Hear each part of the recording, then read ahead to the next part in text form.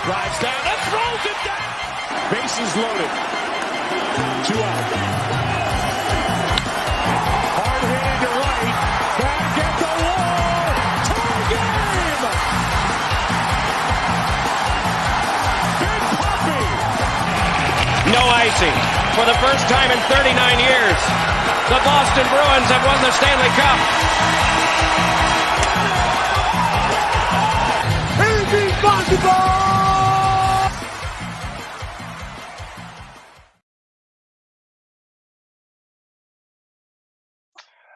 Good evening, everyone, and welcome to another edition of Kicking It with Kruse. I'm your host, Ben Kruse. Hope you guys are having a great Wednesday evening. It's October 25th. And so we got a lot to get into in terms of our sports specifically. It's a massive week in sports. We're obviously going through right now the World Series. We're going through the start of the NBA season. NHL hockey season's in full swing. College football is in full swing. So pretty much all of the good stuff in sports is with us at this point in time. As right now, I have my first co-host of tonight, my usual co-host, James Gonzalez, with me. And James, before we get into you, just like to just say, glad to be on for another show. But I do want to quickly have two quick things before we get into the stuff for tonight. Number one is I want to thank everybody for the constant love and support on the channel. Obviously, we did pretty good with the watch party from this past last couple of days on Monday night between the Astros and Rangers Game 7. And I also do want to take a quick moment of silence as here in the Northeast, the stuff continues to get worse. I don't know when it's going to end, but there is also reports that there has been another mass shooting. Now it's over in Maine and Lewiston. So prayers out to the people in the state of Maine, and prayers out to everybody. Just that absolutely just tragic, and just hopefully the things will start to stop, because it's been something that's been really unfortunate for a long time here. So without further ado now, I'll get over to James. And obviously, James, hope you're doing well. And obviously, your Clippers start tonight, same with my Celtics. So can't really complain about that. And like I mentioned before we came on too, we're just in a big week of a lot of sports. So it should be a really fun show tonight. Yeah, man. I'm just learning about the main police activity right now.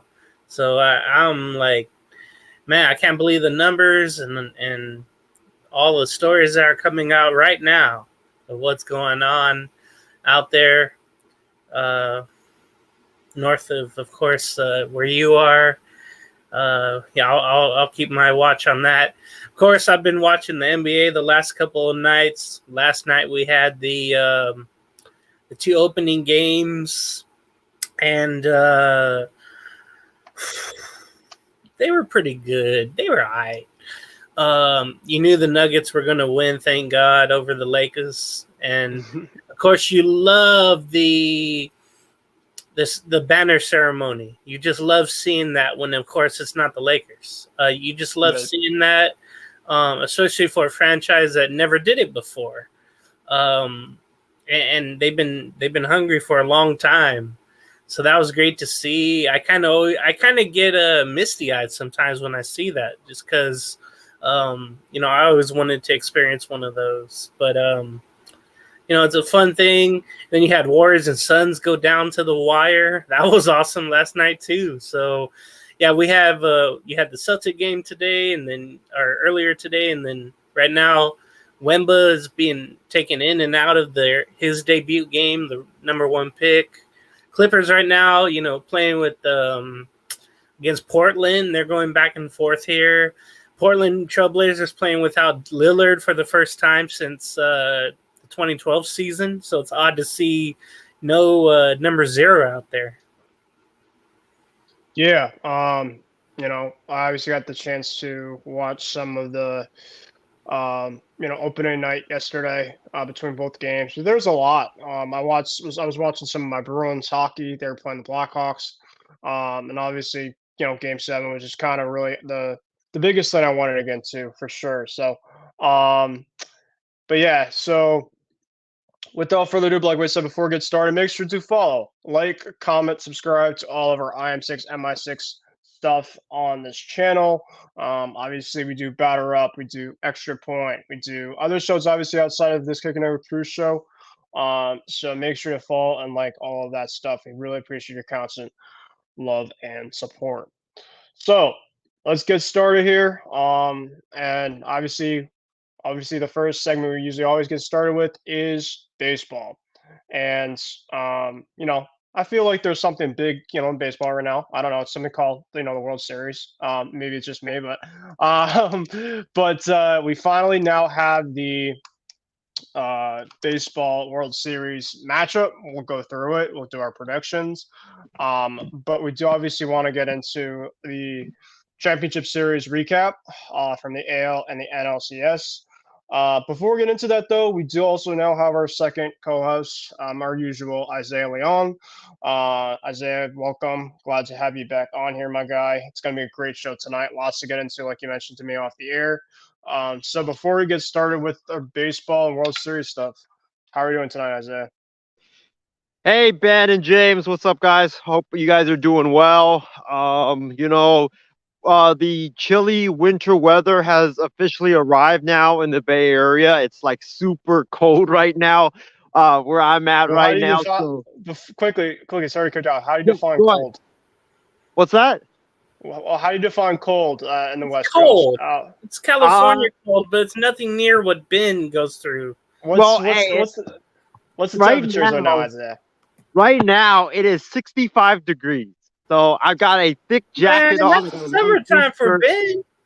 That is true. That is true. Because Ben's got snow. He's got snow over there, and he's Yeah. got like the frosty weather. But yeah, Man, it's gonna Isiah, be go ahead. Go ahead. 68 degrees right now, and I'm like, I'm here acting like it's like snowing, and I got super cold weather on me. But yeah, I mean, it's gonna be a great show. We got a lot of stuff to get into. Like Ben, you mentioned, the World Series has been set. It's kind of like a crazy matchup with Texas and Arizona. We have the ALCS and the NLCS like end in very crazy, dramatic fashion, both in Game 7. And then football is underway. We're in week 8 now. We got college football next month. Starting in November, it's going to be, you got a lot of these great games coming up. I think the first college football playoff rankings actually come out next Tuesday. So keep in mind of that. And then now you got the NBA starting. So there's a lot of stuff going on right now. And yeah, it's definitely one of the best times in sports. And I can't wait for Rangers and Arizona. I was hoping for Philly, but Rangers and Arizona, there's not a lot of like draw to that matchup. Okay, and Isiah, I also talked to James about it specifically. Really quickly before we get into the MLB stuff, I just obviously want to have a moment of silence really quickly on the reported mass shooting, which we continue to have more and more of. The reports over in Lewiston, Maine. It's obviously northeast, kind of my area. There's reports out tonight that many people were killed from that. So just really tough stuff. And obviously, just really want to kind of have a quick shout out to all the people in Maine in terms of hopefully you guys stay safe, stay well. Just really, sad and unfortunate stuff there. So, my overall prayers go out to the Lewiston, Maine community and everybody there right now. Because there's actually, one of the Red Sox reporters on one of the networks, he's actually from there. So I'm really kind of thinking about him, I'm really thinking about him, his family. So hopefully things go really well over there. After in terms of what's going on, it feels like it never ends, and it's really really unfortunate. So, all right. Well, with that being said, now let's get into the ALCS and NLCS recap. Um, like you mentioned, Isaiah, both two championship series going deep, both going 7 games. We saw essentially what sports are all about. Um, Crazy finishes. We saw an upset. You could really say an upset for the National League for sure. The American League, I felt like it was probably the more enticing, exciting one, but the National League won in a pretty one too. So congratulations. In the American League Series, we'll go first. Like I said before, thank you guys for watching the watch party. On Monday night, we got a ton of viewers for that once again, and we'll continue to try to do some more of the watch parties for the World Series. So obviously, we're watching that together on Monday. And Texas, for sure, by far was the best team the last 2 games after Houston came back down 2-0 and made it 3-2. So a lot of momentum swings back and forth, a lot of great pitching performances from both sides.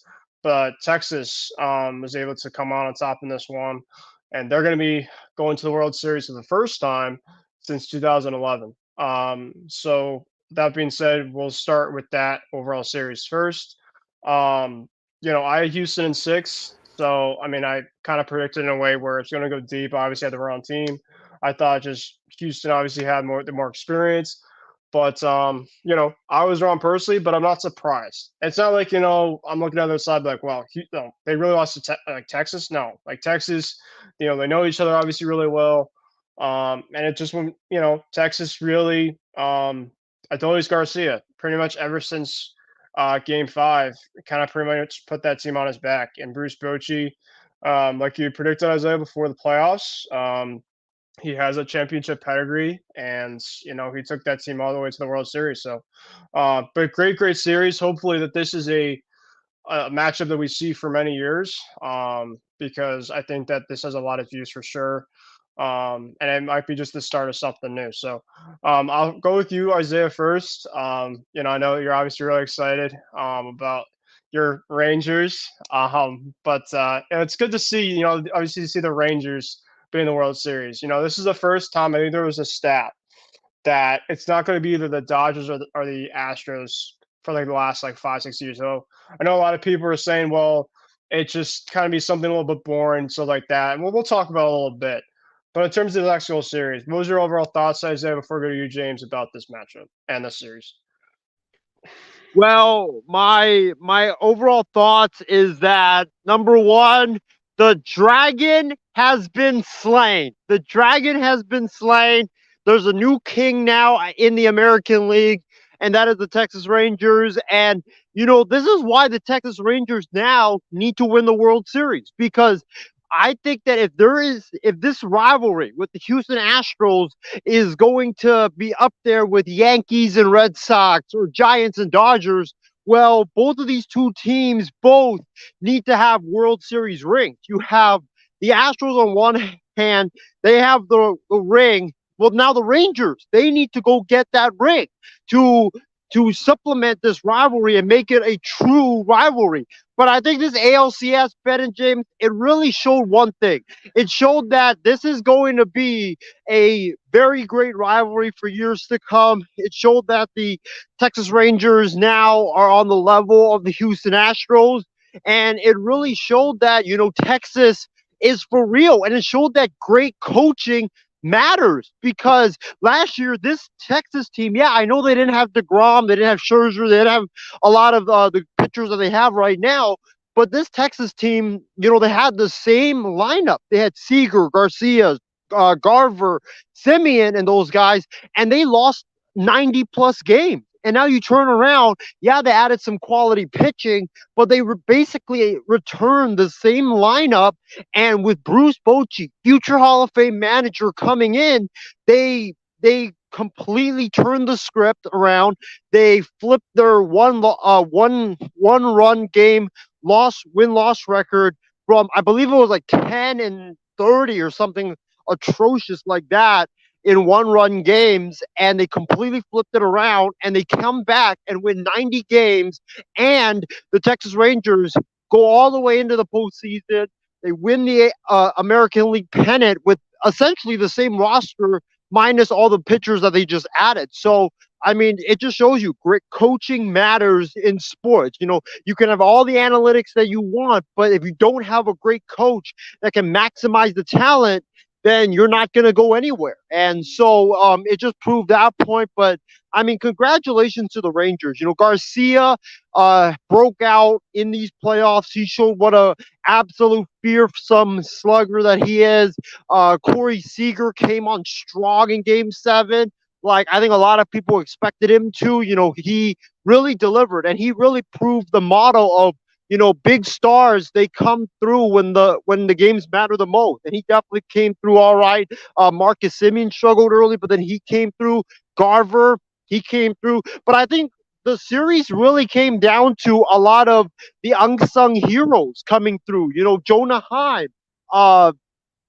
He had a couple of home runs in the series. Nathaniel Lowe had a big home run in Game 5. Then you look at Jordan Montgomery. Not a lot of people really knew who he was going into the postseason or thought that he was a great pitcher. Well, he showed that, hey, I'm a really good pitcher and I deserve to be paid a grand sum of money this offseason. And then the bullpen, Josh Spores, another unsung hero. He was dominant in relief. And then you just really looked at Leclerc. He bounced back nicely as well. So, I mean, the Rangers, it was the stars coming on strong late. Their bullpen, a lot of unsung heroes stepped up, and offensively as well, a lot of unsung heroes stepped up as well. So, what a series this was. This truly lived up to the hype like we all thought it was going to. And I honestly think that it lived up to the hype and it exceeded the hype by a lot more. So what a great series. And I think that we are in for a great run between these two teams for many, many years to come. Because remember, these two teams, the Astros I feel like they're kind of that veteran team. You might say they might be on that downturn now that Dusty Baker has retired, and we'll talk about that later on. But the Rangers are that team that's young. They're hungry. They're on the come up. They're kind of what the Astros were when they were first starting out their dynasty. So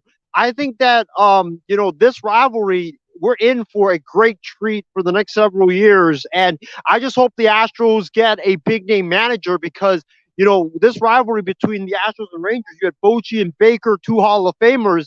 Now it would be a shame if the Astros replaced Baker with someone else, giving the Rangers a massive advantage at the managerial side.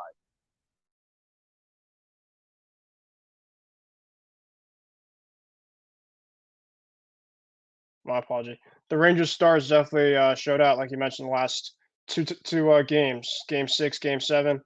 And like you mentioned with the Dusty Baker stuff, we'll talk about that in a little bit. So yeah, looks like we don't have James right now, so we'll see specifically when I'll come back on. Obviously, Isiah. We look at the other side with the National League.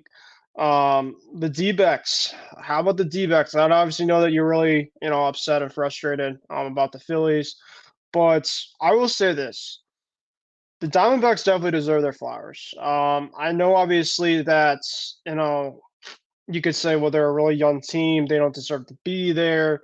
Nobody expected this team to get this far and to just make it, but this is pretty much now a lesson in terms of in baseball is sometimes when a team can just get in the playoffs, sometimes you just got to kind of get hot and you just, they have definitely some caliber pitchers, with Gallen, they got Brandon Pfaadt, they have Merrill Kelly. So they got three pretty good caliber pitchers. They have some guys that can really hit the ball. I mean, Corbin Carroll had a phenomenal Game 7. He is an absolutely electric player. I think that's going to be really recognized for many years to come. They got some unsung heroes as well. Leonardo Scorial Jr., Gabriel Moreno, two guys from the Toronto Blue Jays, who I saw quite a bit as a Red Sox fan. They played really well in this series as well too. But I will say this, to be fair for the Phillies, is they choked it. They really did. After Game 4, I believe, with Craig Kimbrell on the bump, I thought that if they finished it off there in terms of not giving up that homer to Alec Thomas, this series is over because you have 3 chances, including Zach Wheeler on the bump for Game 5. They obviously won 6-1 that one, and if you're the Diamondbacks, yeah, you lost that game 6-1 or whatever to Zach Wheeler, but you were able to find a way to at least split. I think you got split in Arizona and then go back to Philly for even any hope. And they essentially kind of did something similar to what the Texas Rangers did, but just the National League side. They weren't the favorite to win this series. I mean, they definitely for sure weren't the favorite to win this series, but I do feel that the Phillies were definitely a tier above the Diamondbacks, but they didn't just execute in this series. This series went on and on and on. And, it definitely wasn't all Craig Kimbrell. I mean, you look at it, Harper, Trey Turner, Castellanos, the last couple of games, they just were abysmal. And the D-backs were getting the clutch hits at the end of this series, and the Phillies weren't. So, but also just got to say this. I mean, the D-backs, obviously, they went to Philly, and they won Game 6 and Game 7, which is obviously really tough to do in that overall environment. So, man, yeah, it's massive, and baseball could definitely be a wild game for sure. And this is obviously for the Diamondbacks, very uncharted territory for them, as they are, I believe, looking at their first ever potential or close to their first ever World Series title. So, good for the Diamondbacks, but obviously, as a Phillies fan yourself, Isiah, really tough to see what happened there. And I will say this about the Philly sports. I mean, some of the Philly sports, you look at a lot of Philly sports is telling me online that, Game 6 against the Celtics is in Philly.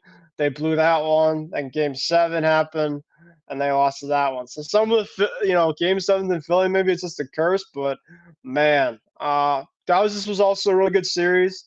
I will say, obviously, the D-backs, deserve, their flowers at the end, but the Phillies did also choke this series away for sure. So, obviously, it's really tough, but I'll now give it over to you. What are your thoughts? Yeah, Ben, you hit the nail on the head. I mean, this was a plain choke by the Philadelphia Phillies. There's nothing else to say about it other than they just choked. And when I think about this series and what happened and why did the Phillies end up on the losing side of this series and why they're going home and not going to the World Series and giving us Rangers and Phillies, is that three things. Number one, this series turned when Rob Thompson, the manager of the Phillies, gave the ball in the 7th inning of Game 4 to Orion Kerkering. And I know he didn't give up the lead. I know that he didn't blow it for the Phillies. But the reason why I say that was a turning point of the series, it's because the Phillies are up 2-1 in the series. They have a 5-2 lead. They have a commanding 5-2 lead. Arizona looks dead in the water up until that point of the game. And when Orion Kerkering comes into that game, I believe he walked a batter, then he gave up a hit, and then he walked another batter, and then it was bases loaded, and then he walked another batter, so it was a bases loaded walk, scored a run. But the reason why I say that was a turning point was, no, he didn't give it up, and Alvarado came in and extinguished the fire, but that was a turning point because you gave Arizona life. You got them more comfortable. You got them more confident. And that was, I felt like, the turning point of the game, because if you go to Sir Anthony Dominguez, or you go to Alvarado there, or you go to Gregory Soto, who you acquired in a blockbuster trade in the offseason, or even if you go to Kimbrough in that inning, Arizona would not have any life. They would be dead. They would still be dead, and this series probably would be over in 5 games. But you gave them confidence, and that's what is the most killer thing you could do in a postseason series, is give another team confidence. And that's what ended up happening. Is that was just a really bad move by Rob Thompson. You don't go to a rookie that just got called up in September in a 7th inning of a game where you're up by 3 runs. Like, you had Soto available, you had Alvarado available, you had Dominguez available, but you chose to go to a rookie. It just doesn't make any sense why Rob Thompson did that. He let the Diamondbacks back into the series with that move, and it ultimately cost him. because Kimbrel in the ninth ended up giving it up late or in the eighth inning. He just gave it up. So, just bad pitching decisions by Rob Thompson throughout the entirety of this series, from the Kirkering move to pitching Kimbrel a day after Kimbrel gave it up in the ninth inning and just didn't seem like he had his stuff. And then the other bad move was not taking out his pitcher when he saw that Aaron Nola just didn't have it in game number 6. Or when in game 7, that's why we call Bruce Bochy the mastermind of bullpen management, is because he just knows how to push the right buttons and he knows how to take his pitchers out at the right time. And you saw yesterday, Ranger Suarez just didn't have it last night. He didn't have his greatest stuff.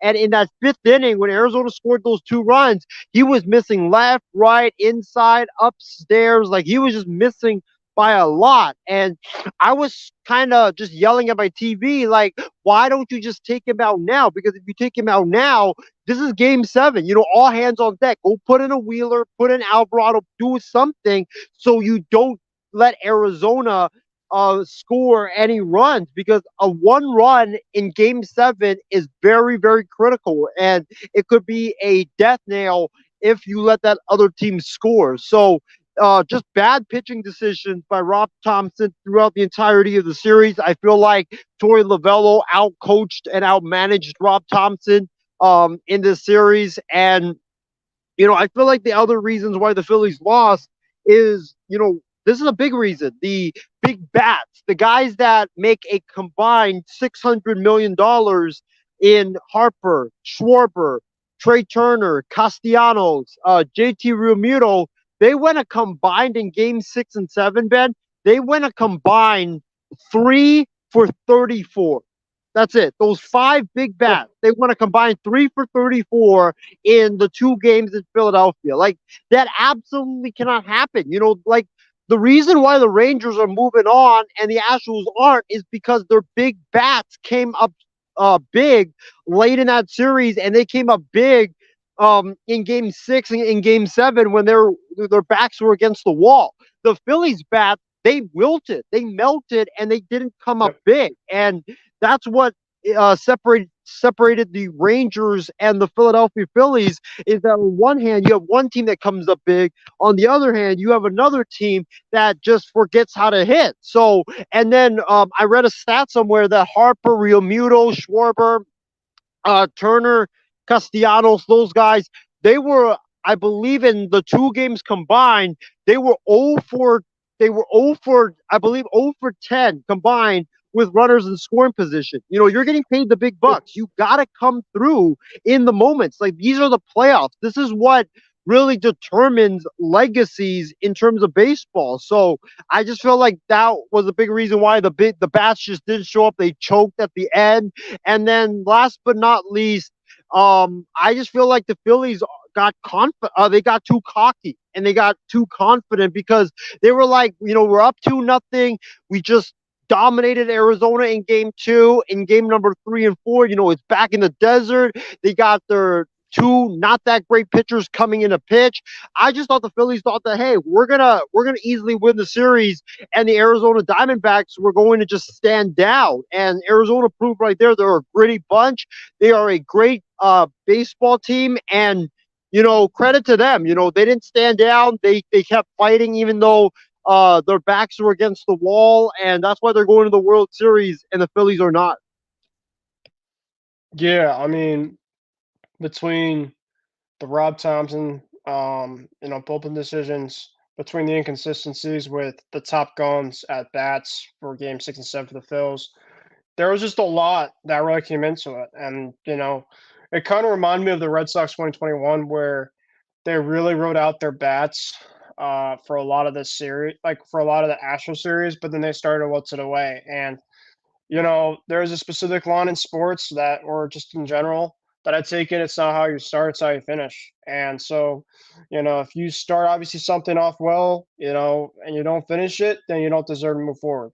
It's like if you're in a race and you start great, but you don't finish it, well, you obviously didn't complete in terms of what you wanted to do. And that's what the Phillies weren't able to do. They didn't finish the job. So, they obviously have a lot of questions for the future. What happens there in Nola? Reese Hoskins, I think, was really presently missed too. Last year, his bat was really, really good, especially in that Braves series. But still, I mean, you really completely, botched an insane opportunity, especially with the Astros out too, to really have a chance to win it all. Because I think if you go to the World Series, you got Harper and Adolis Garcia going at it together. I mean, that would have been absolutely incredible. But now you have Texas and Arizona, which I think could be still a really interesting matchup. But I mean, at least in the East Coast, I mean, big market, you don't really see that with the World Series this year. And this is now where I get into really this World Series with you now, Isaiah. So we have Texas and we have Arizona. If you asked me before the playoffs that this was going to be the matchup, I probably would have called you crazy, just like a lot of your takes specifically. But I gotta say this is gonna be really, really fascinating. I really do because typically, and I was saying to this to one of my friends off the air, he's just like, "Oh, this World Series is gonna suck." He's just like, there's no juice to it. Hey, I mean, this is why you play the game. You never know. I mean, I think these two teams, they've really never been in this situation before, not very many times. Um, and there's just a lot of interesting storylines. And it's not like the thing about it too is it's just like it could be something where it could just be fascinating. You just there's usually a team in the World Series that's just like, yeah, they're probably gonna do it. We'll see in terms of who else is we're playing. But Texas and Arizona, I mean, you just don't know. I mean, they could definitely go back and forth. They really could. I would love to see this go 6 or 7, but I mean, you look at it right now. I mean, Texas, they got a couple really good starting arms. Arizona, they got a couple decent starting arms. I look at the lineups. I definitely think that Texas has the edge. If Philly was playing it, I'd probably say it's pretty balanced. But Arizona, it's really their grit. It's really their heart. So you really have a team of great coaching, great bashers against a team that's kind of the underdog story, kind of the 2019 Nationals feel in a way, right? Where they just kind of went in it. Nobody was expected for them to be where they had to be, but they made it there. And Torey Lovello, I gotta give him, my guy some props. He was a former Red Sox too, so I'm kind of really fascinated to see how that story goes too with there. So, um, you know, it'll be interesting. It should be fun. I mean, baseball, postseason baseball is obviously fun. It's a lot of unknown too. This starts on Friday night with Game One. I'm not sure specifically who's going to be the starting matchup already for the pitchers, but we're going to be in for a great, great battle. So before we get into our predictions, Isaiah, um, just what's your overall feel about this World Series? How do you like it? And just yeah, just kind of overall quick thoughts. Yeah, I think my overall thoughts is kind of your reaction, Ben, is that like it's kind of like an type of a World Series because if it was Texas and Philly, I mean, I would be all for it. Not just because I have money on the Rangers, the Phillies are my team, so I couldn't lose, but it's just like the draw factor, with the Rangers and Phillies, you would have two great offenses, Harper, Real Muto, Turner, Schwarber, Castellanos. You would have stars on Philly and with Texas with Seager, Garcia, and Simeon, and Mitch Garver, Evan Carter, and those guys. So you would have a lot of big boppers out there, and then starting rotation wise, I feel like Philly and Texas were both kind of the same. Two great lineups. The starting rotation is kind of front heavy for both sides. So that's why I would think that Texas and Philly would have been such a great matchup. But for me, Texas and Arizona, it's kind of like Texas has that great lineup with 1 through 9 with Seager, Simeon, Carter, Garver, Heim, and Garcia. Those guys can hurt you up and down the lineup 1 through 9. But for Arizona, they don't really have that type of deep lineup like Texas. They're more of like, the team that relies on base hits, a team that relies on their speed, a team that relies on athleticism, hits a lot of doubles and triples, doesn't really hit the ball out of the ballpark a lot. Um, so they're kind of like the opposite of Texas. And I think with their pitching staff, it's kind of like front heavy. They have Gallen, who's really, really good. Merrill Kelly, very good pitcher. So I think those two can match up great with Texas's two pitchers. Baldy, I think, is going to go game one, and then He is. Yeah, I just saw it. It's going to be Gallen Evaldi, which I figured is probably going to be the yeah. case. So that's going to be a really good matchup in game one. Two great pitchers going at it. That's why if I have to predict, I think it's going to be more of a low score in game one than a lot of people are going to predict. And then Merrill Kelly, I'm guessing, will go against Scherzer or Montgomery in game two. So, I think that's going to be a really good matchup. So the first two pitchers for both teams are going to be outstanding. It's going to be two great, low scoring matchups. But then I think this is where the fun begins. It's game three and then game four, and then we have a game five and game six. You're going to have the slugfest between these two teams because these two teams, even though they score runs differently, Texas with more of the home run, Arizona more of the speed, more of the trickery, more of the getting base hits and doubles. But both teams can score runs, and I think that you'll see game 3, 4, and 5, especially in Arizona in that big ballpark, that it's going to be a slugfest for these two teams. So I think that's how we're looking at it because I don't really trust Texas's number 3 and number 4 starters, especially with Scherzer not being stretched out. I think their number 4 starter is going to be a bullpen game. Yeah. So, in Arizona, you have P5 who has looked good. Don't get me wrong,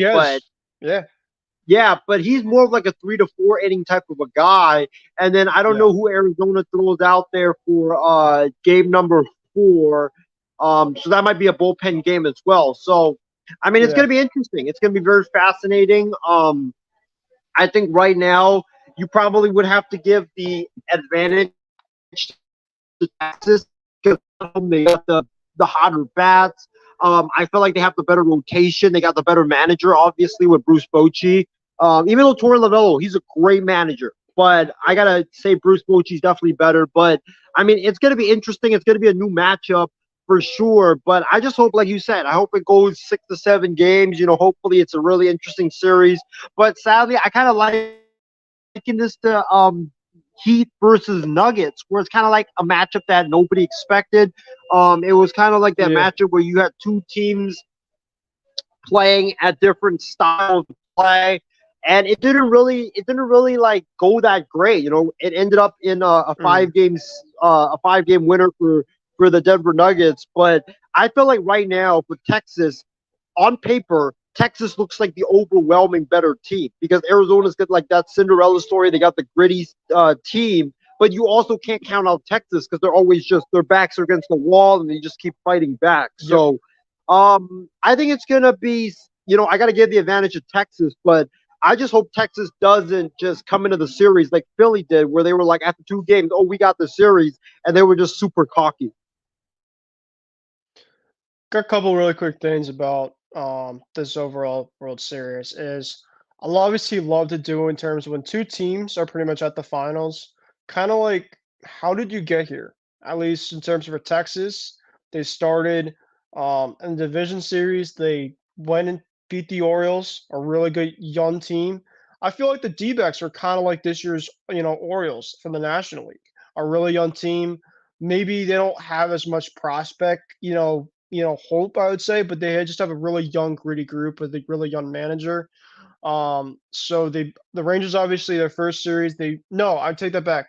They beat the Rays, the wild card. Wow.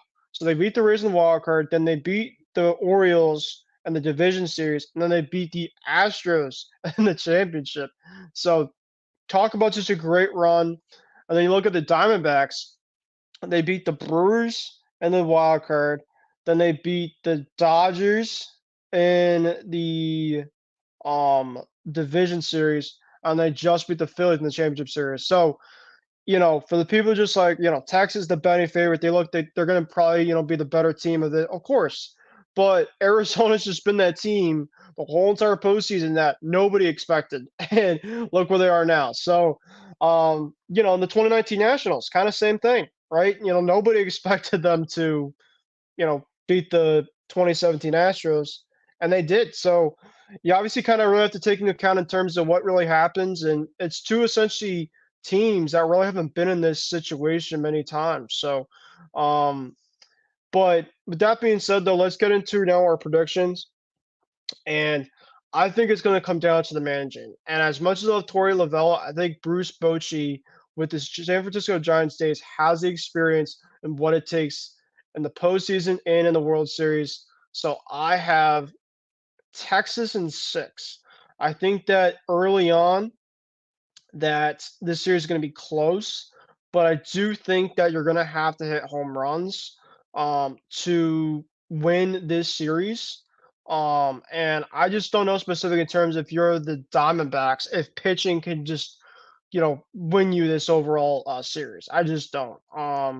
Now I do think obviously pitching is key, but you're gonna have to have timely hits, and you're gonna have to get really good pitching at the same time. But I just think it's the balance, and you have to obviously have to have the managing. So, um, I have Texas in 6. And hopefully you win some money, Isaiah. Hopefully you get the chance to, because I know that you really have something banking here. So, but with that being said, I'll go to now your overall predictions, and this is obviously our last predictions of the baseball season. In terms of what it was going to be. Here we are, and what's your last full prediction, Isaiah, of the baseball season now with the World Series among us? Well, Ben, you know what's crazy is that like I was thinking back to my preseason prediction when we did our MLB preview show, and I was thinking about it, and I do remember I said that I don't know what what kind of like what I was drinking beforehand or what kind of guts I had, but I had Texas actually going to the World Series, believe it or not, and winning Mm, the World Series if I'm not mistaken, because I just thought, a lot of people were underrating the Rangers since they lost like 90 plus games last year. But I felt like, with the pitching moves that they made, with getting Bruce Bochy, the Rangers were like 10-31 in one-run games. Like that was just atrocious. And if they had won just half of those, the Texas Rangers would have been an 82 win team. And then you add that to the fact that like they made a lot of pitching decisions, a lot of pitching moves. I thought that the Rangers were actually going to be a lot better than a lot of people anticipated. So I didn't really think that it was that far off that the Rangers were going to go to the World Series. Though I had Rangers and Dodgers, so I would say I was kind of close a little bit because I had a Rangers versus an NL West team. But in terms of this series, um, I think that for Texas, this is in Texas, which I feel like will add even more of a harder advantage or a harder disadvantage for the D-backs. I have Texas winning it in 5. I think that the home crowd in Arlington, the Rangers got embarrassed on their own home field in the ALCS. I think that they're on a mission to bounce back and win those home games. And Globe Life Field is going to be loud. They're going to be rocking. It's their first World Series in 12 years. And, I think it really comes down to pitching and the lineup. And I think that mhm, for the Rangers, you have Eovaldi, one of the best pitchers in the postseason era, pitching in the postseason, mhm. going up against Zach Gallen, who, let's face it, Zach Gallen has not been that sharp in the postseason for some reason. He had one game Phillies, where I he was think, also great. have his number 2, to be fair. I think that the Phillies really, because he pitched pretty well in the Dodgers series. So I think just it might be just matchup. I mean, Schwarber absolutely kills him. Harper has pretty good numbers against Gallen. So I think it's just overall matchup of team. But I would be curious to see specifically if Texas kind of has that same, feel. Well, I looked at the scouting report, and lefties have killed Gallen more than righties. And when you look at the Yeah. Rangers, they have Seager, big time player. And in the World Series, that's his time. And when last time he played in the World Series, he put the Dodgers on his back, and he won them that World Series like single handedly. So I think that when I look at this series, game 1 and 2, it's going to be a lower scoring game. Game 3 and 4 and 5, I think is going to be where the slugfest happens. But for me, I'm going to go Texas in 5. I think that the Rangers take the first 2 games in Arlington. Arizona wins game 3 in a slugfest. And then, game 4 and game 5, I just feel like with the Rangers, I feel like the Rangers are this year's team of destiny where they've been through everything. Like any adversity that's been thrown their way, they've passed it, and they've passed it with flying colors. And they have Bruce Bochy, one of the best postseason managers of all time, managing in this series against Torey Lovullo. I just think like you said, the managerial advantage is just going to put them over the top. And I feel like Texas has a better lineup than Philadelphia. And, it's a lineup that, Arizona, I feel like hasn't faced, because with Philly 1 through 9, you could argue they weren't as deep as Texas. Texas 1 through 9, anybody on that team can hit home runs. Anybody on that team can, just launch the ball out of the ballpark and hurt you. So I feel like with the depth of that lineup, the unrelentingness of that lineup, and that pitching staff, I feel like Scherzer's going to be a lot better with him having 2 starts under his belt. And I feel like with the bullpen, Arizona's got the advantage. But I feel like with the lineup and the starting pitching, I think that's what's going to will Texas to the victory. Definitely. I think it's between managing timely hits and just the strength of lineups. Now, as you were talking, Isaiah, I looked at the stats for Zach Gallen the last 3 times against Texas. He's gone at least 6 innings in the last 3 of them, and he's at least only given up 3 runs. So he's had pretty good numbers against him. Merrill Kelly pitched against Texas once this year, and he went 7 innings, only giving up 3 hits, or 3 runs, I think, or maybe it was between 1 and 3 runs, so it wasn't a lot either. So you look at that, and then just like obviously past stats are past stats, but there's at least a little bit of familiarity, at least there, between those 2 guys. So we'll talk more about it. Obviously as the series goes on, we'll obviously plan to hopefully have some watch parties, definitely for a clinching game for sure. We'll definitely do a watch party for sure, kind of like we did for Game 7 the LCS. So make sure to obviously tune in for that. All right, we'll continue really quick with a little bit of baseball stuff before we get into some football. And Dusty Baker, after the Houston Astros fell to the Texas Rangers in Game 7 of the LCS, Dusty Baker officially announced that he is going to retire.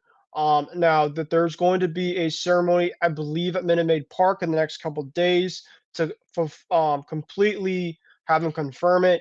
But man, this obviously was, something I wasn't too surprised about. We talked a little bit about it on the watch party, actually, what was going to be the future of Dusty Baker, and he pretty much made his future pretty clear, pretty much with the comments that he had after Game 7 was over. So, quick, Isaiah, in terms of this overall really quick news, and where do you think that the Astros now go from here for their next managing situation come for next season for them? Yeah, Ben, I'm not surprised by this. I thought that this was coming. I thought that regardless of if the Astros won it this year or not, I thought this was going to be Dusty Baker's last year because he had said that he came to Houston to win a World Series ring, and he got that accomplished last year, unfortunately, against my Phillies.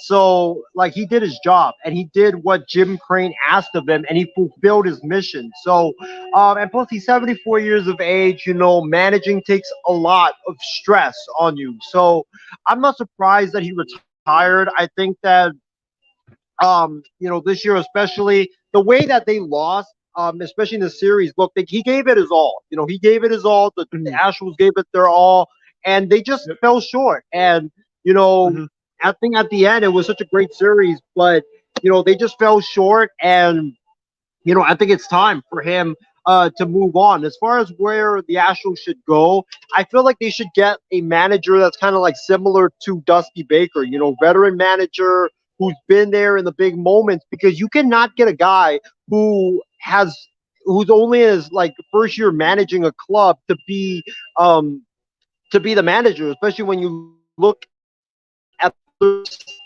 team in Texas, the Texas Rangers, they have Bruce Bochy managing. So you gotta go. Match Bruce Bochy left and right. So you gotta get an experienced manager. I've heard guys like Joe Espada thrown out there, but I just think with Espada, is he like? Do you really want a first year manager? And I just don't want that because you can't have that a guy learning on the job while managing a team that is a championship level team. So I think you got to go with maybe a guy that's won a championship. I'm looking at some of the names out there. Um, I Ron got one Washington is a guy. that could work. What's that? Yeah, Ron Washington. I was gonna say, yeah, sorry to cut you off. There is one guy that I'm looking at right now specifically. I'll let you know after you, uh, have your last couple comments. Yeah, I think Ron Washington is a guy. He's managed in the World Series before. He's managed veteran teams. He's won a World Series with the Braves as the third base coach. He has a relationship with Dana Brown, their GM. So I think that makes a lot of sense. Buck Showalter is a guy that I think would be a good fit. Veteran manager. Not opposed to analytics. So I think he could be a good fit.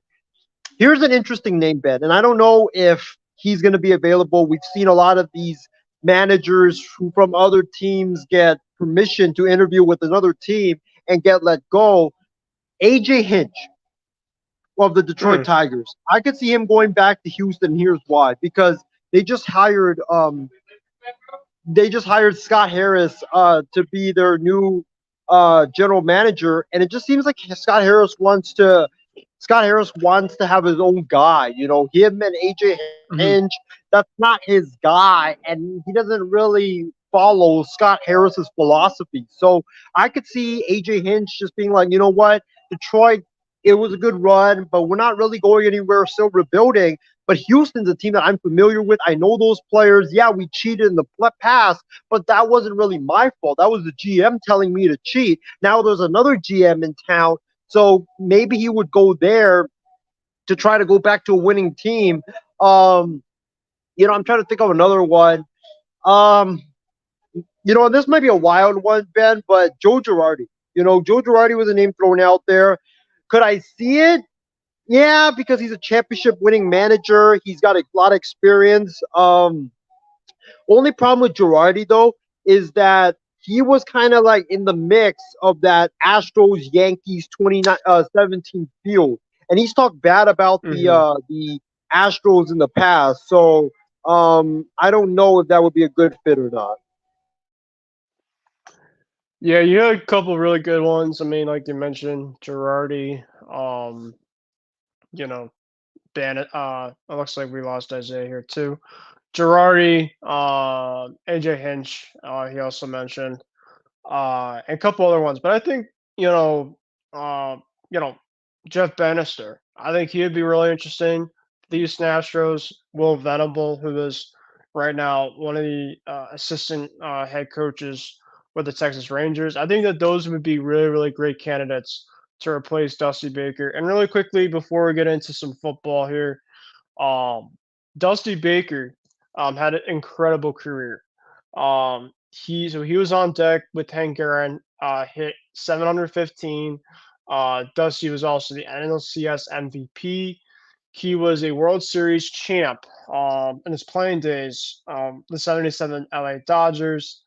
He had 103 wins and last great pennant race in 93 for San Francisco Giants. He won the division with 5 different franchises. He managed the Cubs in the Bartman series, stabilized the Astros after the cheating scandal that occurred a couple years ago. And of course, he won as a manager with the Houston Astros in 2022. So, congratulations to Dusty on a fantastic career. So, while we wait for Isiah to come back on here and James to probably come back here later on the program, let's now, go to football. We have now gone through 7 weeks of the NFL season. It's been absolutely crazy how time flies for sure. I feel just like the season, just started. And a lot of great overall you know games from this past Sunday.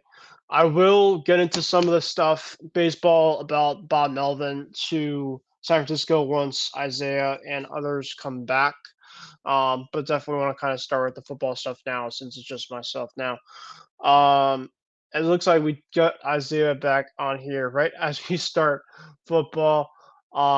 So Isiah, I know obviously we didn't get the chance to talk about the Bob Melvin and the Craig Breslow stuff, but I do think that we're going to save that stuff for next week just because we just have so much other stuff that we're going to get into. So we're going to start now the NFL segment here. Um, so let's go to week 7 here in terms of the final scores from this past Sunday. And then we're going to get into our game picks as usual. Game pick week. Um, Thursday Night Football tomorrow, and of course the remainder of the week for week 8. So, Jacksonville Jaguars defeated the Saints 31-24 on last Thursday night. The Bears defeated the Raiders 30-12. The Browns defeated the Colts 39-38. The Giants, they get the second win. They defeated the Commanders 14-7. The Falcons edged the Tampa Bay Buccaneers 16-13. The Ravens absolutely destroyed the Detroit Lions 38-6. The Pittsburgh Steelers got a massive one in LA. They won 24-17. The Seahawks defeated the Arizona Cardinals 20-10.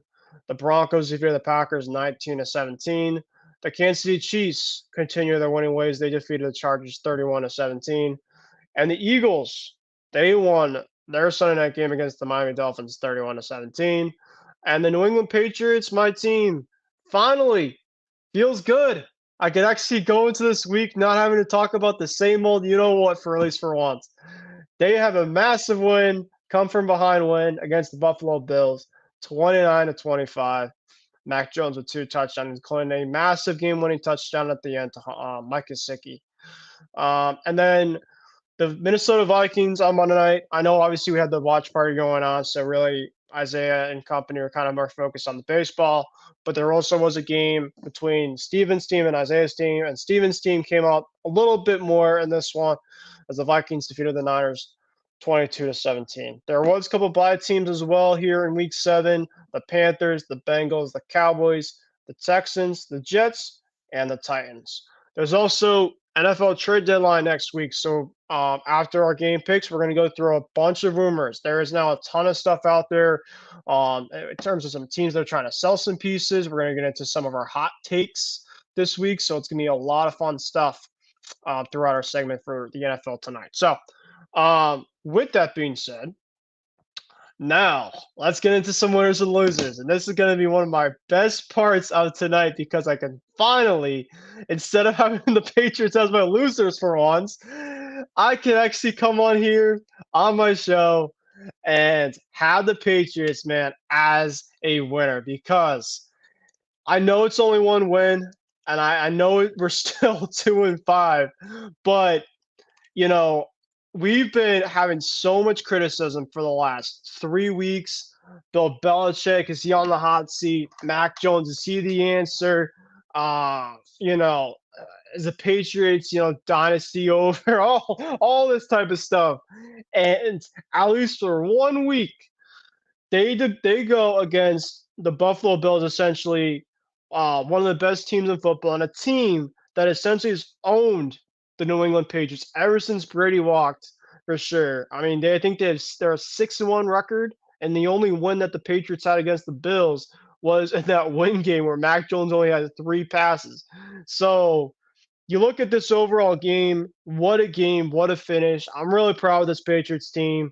I don't know how and what essentially changed, but pretty much from the get-go, there was just a new overall type of feel to it that hopefully can translate at least over to the next couple of weeks. And at least maybe, I'm obviously not saying that this team's going to turn around the next couple of games and go for a playoff run. I'm not saying that, but at least to kind of be like, man, like if they can play like this, then they could be competitive the rest of the way. And, like I said, at least make kind of this season presentable.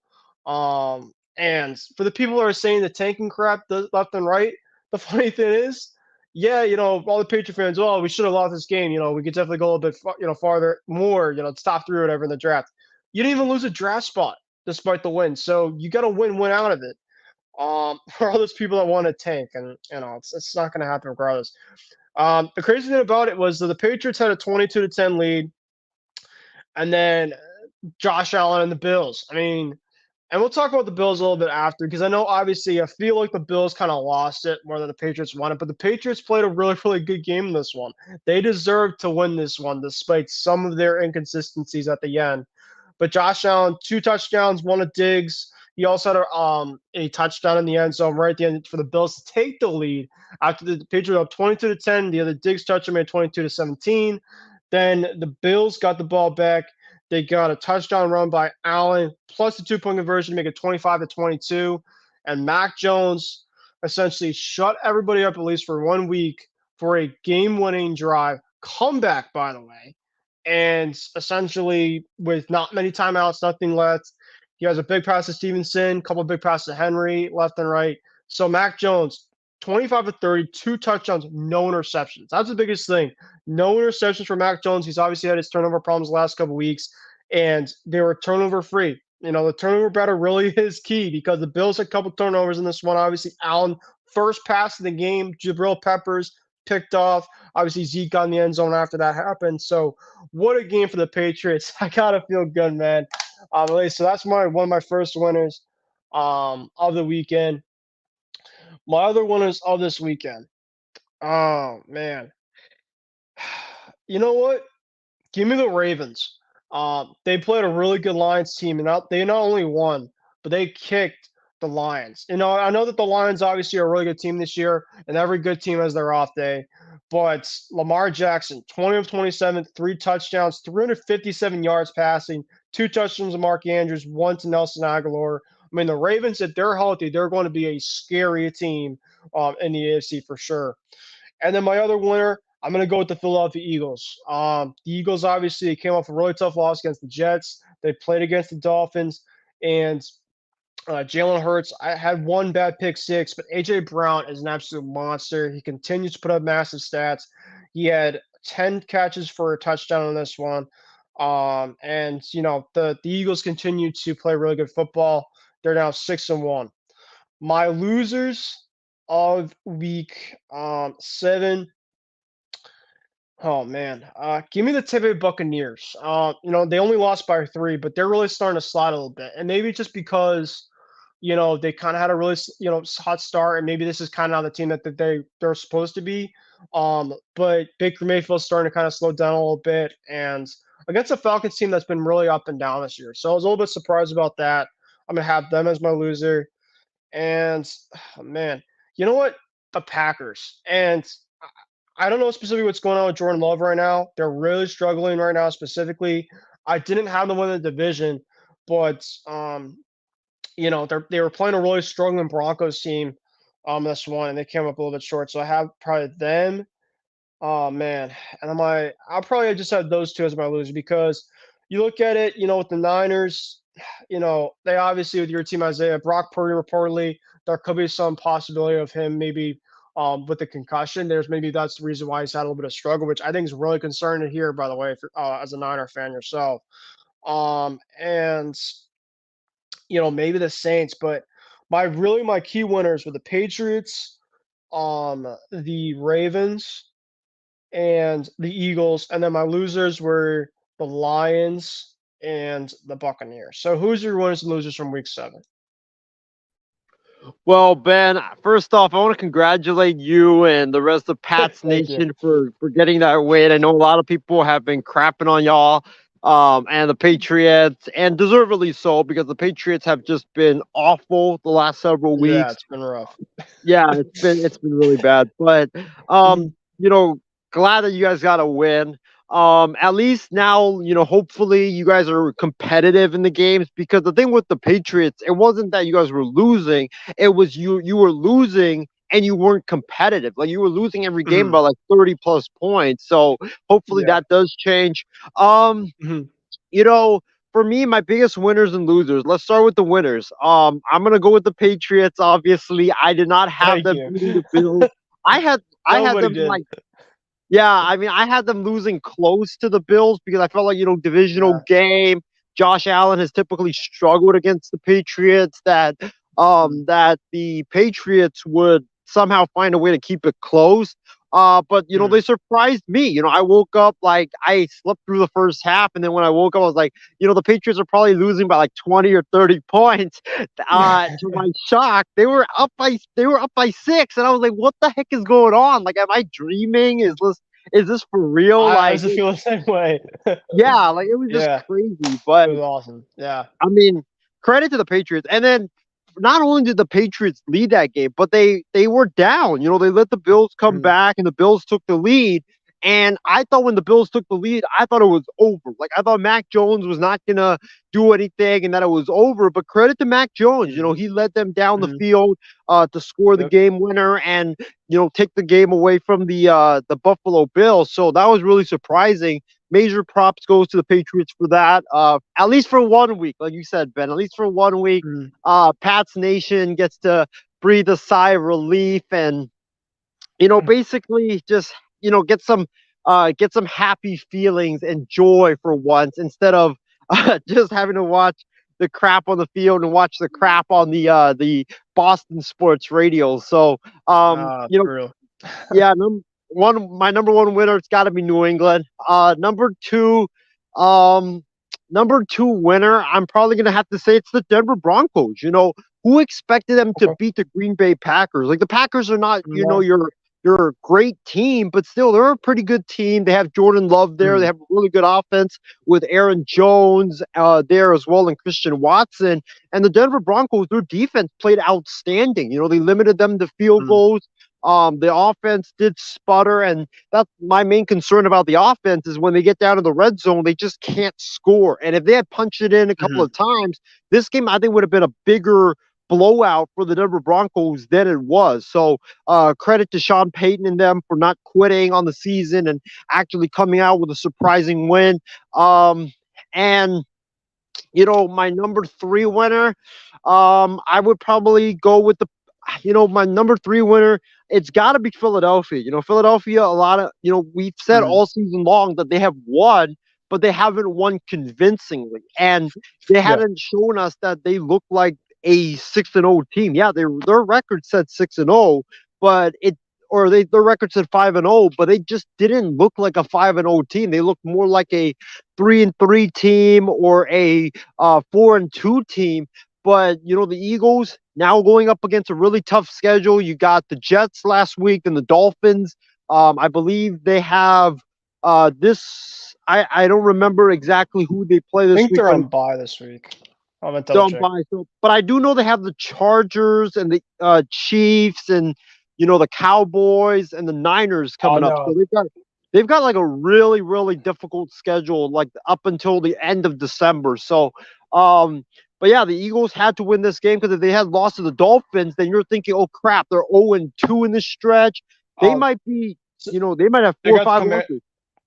they got the Commanders in Washington Sunday, which could be fascinating because the Commanders are kind of that inconsistent team, but Yeah. in division, that could be interesting. Well, and also the Commanders, don't forget, they always play the Eagles tough. Like, regardless if the Yeah. Eagles are great or if they're bad, they just always play the Eagles tough. Like, I don't know why, but so that could do give them a little bit of trouble. But yeah, the Eagles, they needed this win against the Dolphins. They needed to show that, hey, we're one of the top teams in the NFC, and they definitely showed it all right. I am, Ben, worried about Jalen Hurts because he just doesn't look like this Jalen Hurts from last year. He's throwing No. picks left and right. He's fumbling the football a lot. He just looks like he's more turnover prone than he was last year, and he just doesn't look confident throwing the football, which is a big concern for me, especially with the run game not really being that effective. But yeah, I got the Eagles number 3, and then my number 4 winner. It's not a team, it's a player, and that is Tyler Badgett, the backup quarterback for the Chicago Bears. This guy, I read somewhere, he was working at a Walmart before the season.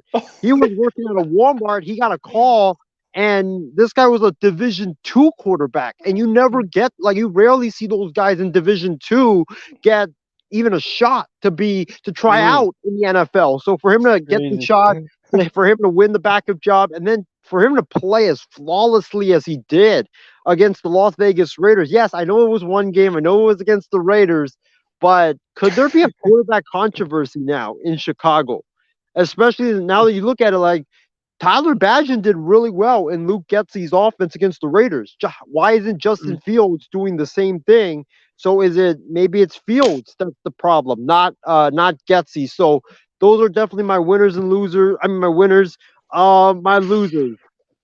Number one, I gotta kind of rant on my team, the 49ers. Oh They're my boy. number one loser. Here's why. Oh boy. Because, and Ben, I'll tell you this right now. I think the 49ers season, I cannot believe I'm saying this because I think 3 or 4 weeks ago, I was up here jumping up and down in joy saying that the Niners are going to go undefeated and we're going to be like the 1970 Miami Dolphins and stuff like that. The 49ers season, Ben, is teetering on the brink of disaster because you just lost 2 in a row. You lost to a Vikings team, which you definitely should have lost to. I mean, this Vikings team only scored 19 points against the Chicago Bears, a team that a lot of people were scoring like 30 or 40 points on them. They only scored 19 points against the Chicago Bears. And you, against that Vikings defense, you only managed to put up, I believe it was what, like 13, 14 points? It was. Got my facts right here. 17. Yeah, so you only managed to put up 17 points. Your offense looked inconsistent throughout the entirety of that game.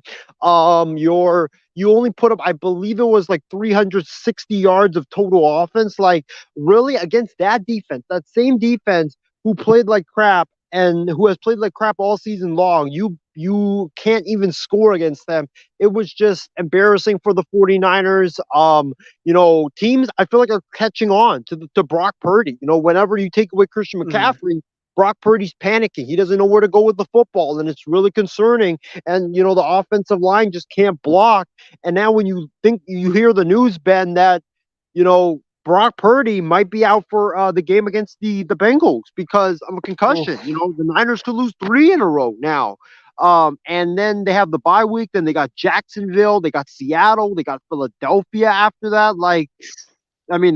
You talk about the Niners. We could go from being undefeated to possibly having 6 losses. So it's kind of teetering on the brink of disaster right now for the Niners. They got to make a trade at the trade deadline. Preferably like offensive line help or, maybe like a corner or, and I threw this idea out there, Ben. I know it's probably a ridiculous idea and we'll probably talk about it more in our trade deadline segment, but what about Derrick Henry to San Francisco? Especially with Christian McCaffrey just getting hurt left and right. And, Purdy loves to have that running back that just takes pressure off of him. Maybe you just commit to just running the football a lot more than you have this season. So Niners definitely one of my biggest losers. My number 2 biggest loser, the Detroit Lions. The Detroit Lions showed on Sunday that they're not ready for prime time. They just completely got blasted by the Baltimore Ravens, a team that has been good but not great all season long. They made Lamar Jackson look like prime Russell Wilson out there.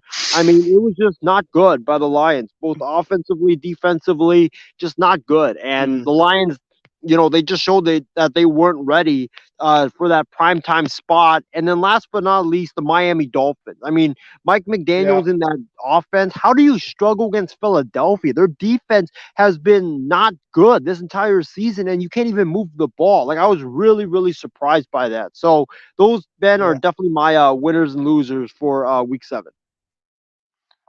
Yeah, I mean, another thing too about your Niners, Isaiah, is Deebo Samuel is essentially about 50% of your offense. So essentially, when you put him essentially in the offense, Purdy will always see in terms of, because Shanahan loves to put scheme offensive stuff with Samuel, and you take away Samuel a lot in that offense, and you can just see it. I mean, yeah, you have Ayuk, you have Jennings, McCaffrey, obviously, but there's something with Samuel that Purdy loves specifically.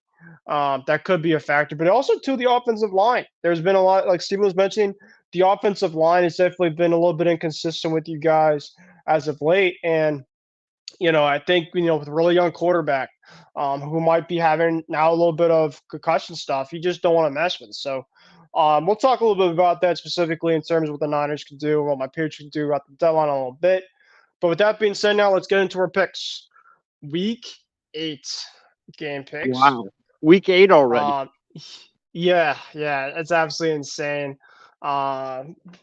So I didn't get the chance to obviously put all my picks in, but I kind of have to take a look at these for my matches because I obviously have my picks, segment tomorrow night, my show tomorrow night with my lines and all that fun stuff from my other show. So we'll go with my Patriots against the Dolphins game first. That'll be at 1:00 on CBS. Now I'll be essentially kind of what James is right now in terms of the injury report. The Dolphins have a lot of injuries right now that they're looking at right now. Tyreek Hill right now is battling a hip injury. Raheem Mostert's battling an injury right now.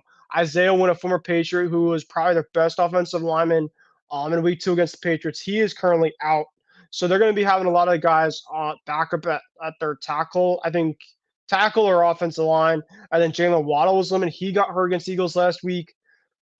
I'm not obviously saying that I'm praying for injuries. I really hope that they're healthy.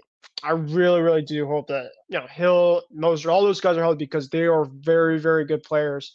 And I want to see guys at full strength. I want to play against the best of the best. But if there was ever a little bit of an upset, kind of like last week for the Patriots against the Bills, if they played it the way they did against the Bills last week, and they essentially somehow carried it on to this week, I know obviously playing in Miami is tough. The Dolphins play really, really tough at home. I'm not saying that the Patriots could go and upset again, but I think they have a chance. I really do, especially if there's some of the key guys for the Dolphins out potentially in this game. I really do think that they have a chance because Tua obviously was talking this, today about in terms of, we expect to have Tyreek, next couple potentially down the road, which means to me of he might not play on Sunday. If he's looking at saying like potentially down the road, they're maybe potentially maybe cautious about it. And the Dolphins have the Chiefs next week, so they might take a look at the game and like, oh, they could probably beat the Patriots without some of their key guys. But listen, I know Chris Gonzalez was massively great in week 2 against Tyreek Hill, and Gonzalez obviously is out for the year. But, that's obviously massive for the Patriots is some of their guys somehow are hurt. You don't have to really scheme and worry about as much specifically there. But with that being said, I'm still going with the Dolphins. I think that, though, it's going to be close. I think it's going to be really close, especially if some of those key guys for the Dolphins are hurt. Give me like 27-17. I think the Patriots maybe have a little bit of a regression from their play last week. I do think, though, that they kind of found something there with their offense. They brought Mike Onwenu to right tackle, which, their Vidarian Lowe is absolutely putrid. He is awful. And there's even some stats where Vidarian Lowe plays on the offensive line. Mac Jones' stats aren't as great, and you put him on Weno, and you don't play as much as Devontae Parker, his stats are a lot better. So, and if you don't break, don't fix.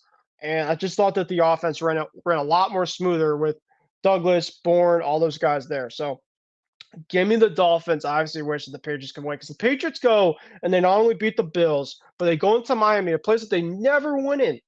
Now you're 3-5. You'd be like, well, you have the trade deadline coming up. You can maybe move a couple pieces, but then you look at it after. You have Commanders, who I think are very up and down.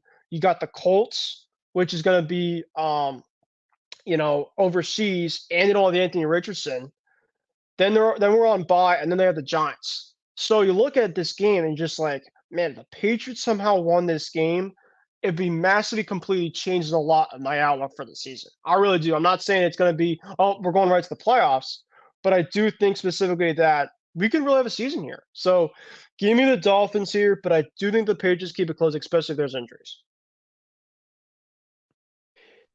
Ben, you're right. Now that I think about this game, this is the Patriots season right there. If you lose this game, you're 2-6, you're out of it. You're probably going to be selling at the deadline.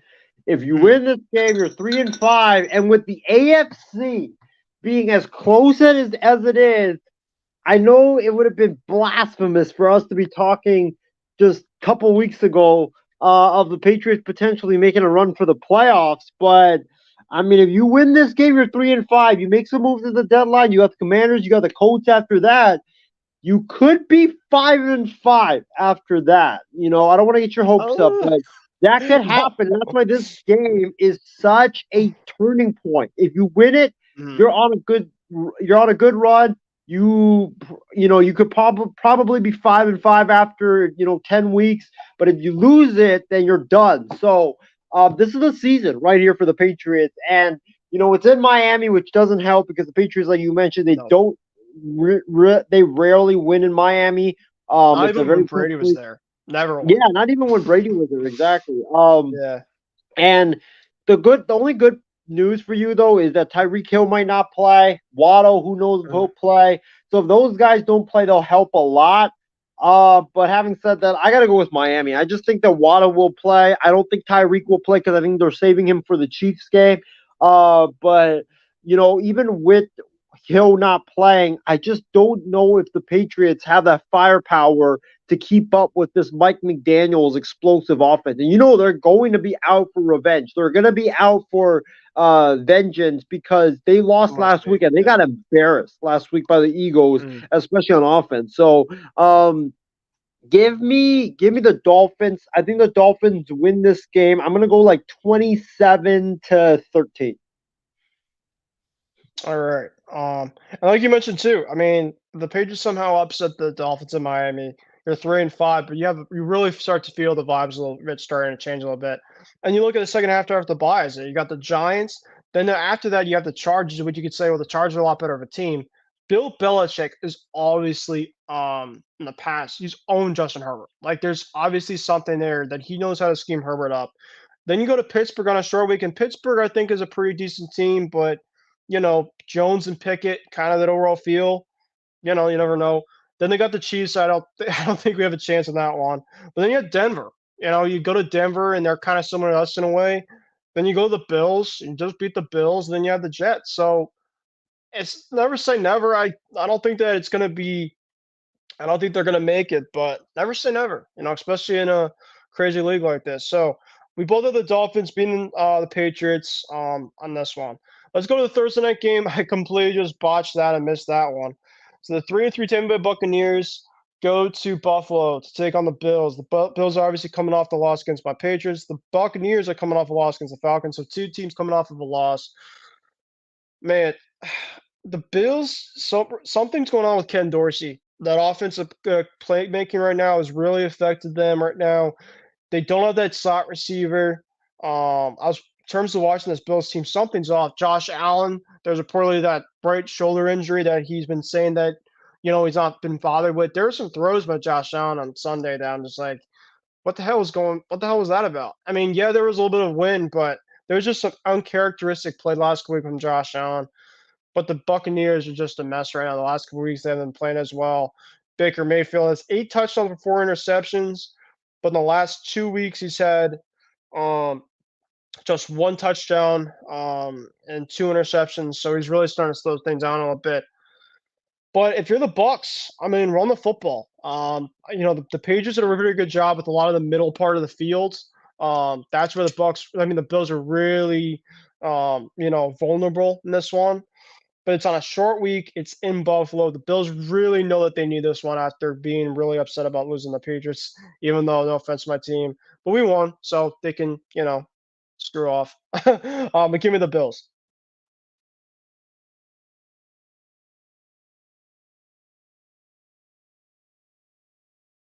Isiah.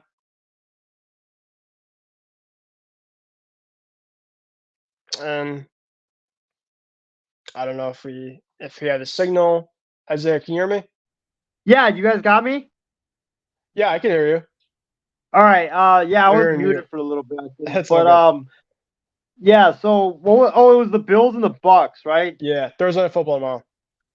So yeah, for Bills and the Bucs, wow. Ooh, this is.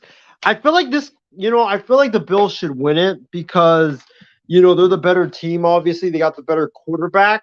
Yeah. But it's Thursday night.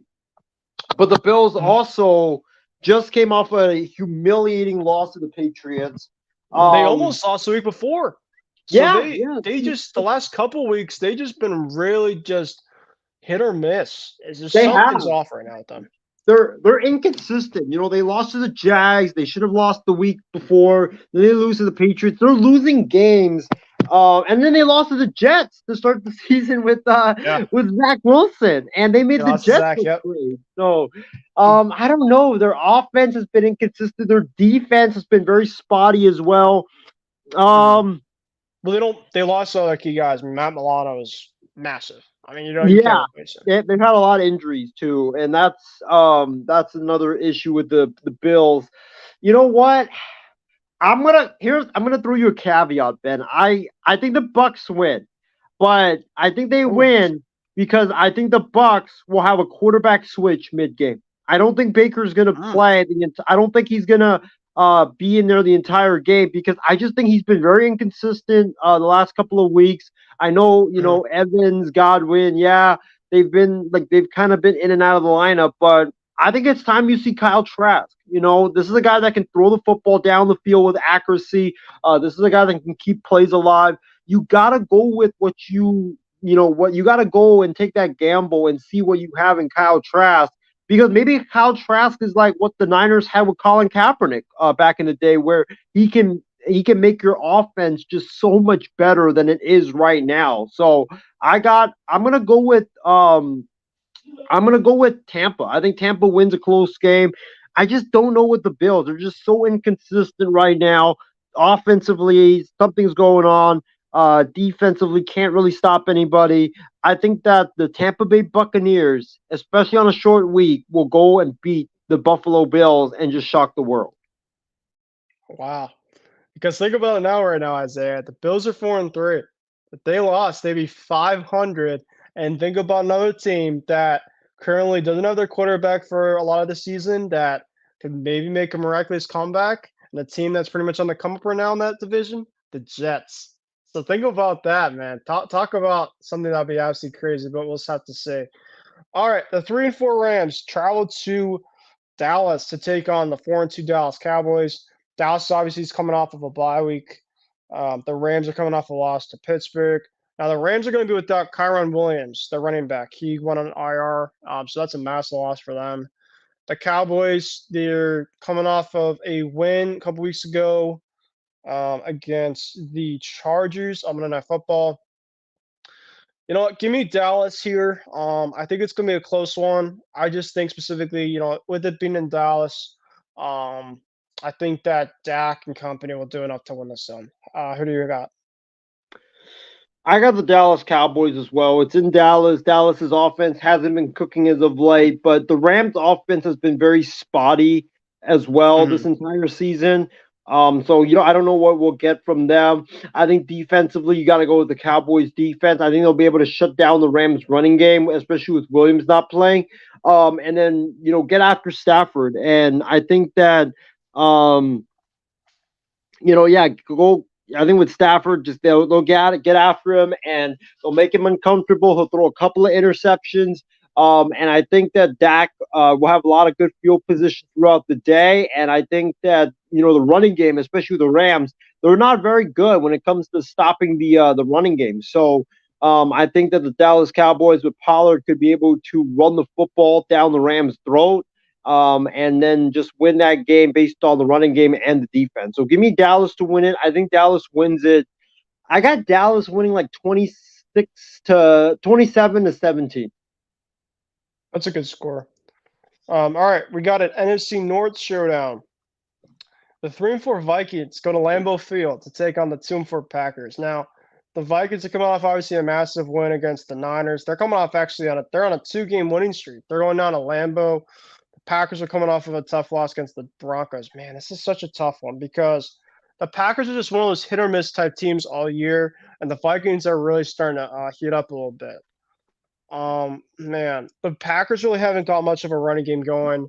Jordan Addison's been an absolute baller with 6 touchdowns. He's really coming alive ever since Justin Jefferson got hurt, which I was a little bit surprised about. I didn't really expect to see the Vikings offense play the way that they've been playing as of late. Oh, man. The Packers are a 1-point favorite here too. You know what? Give me the Vikings.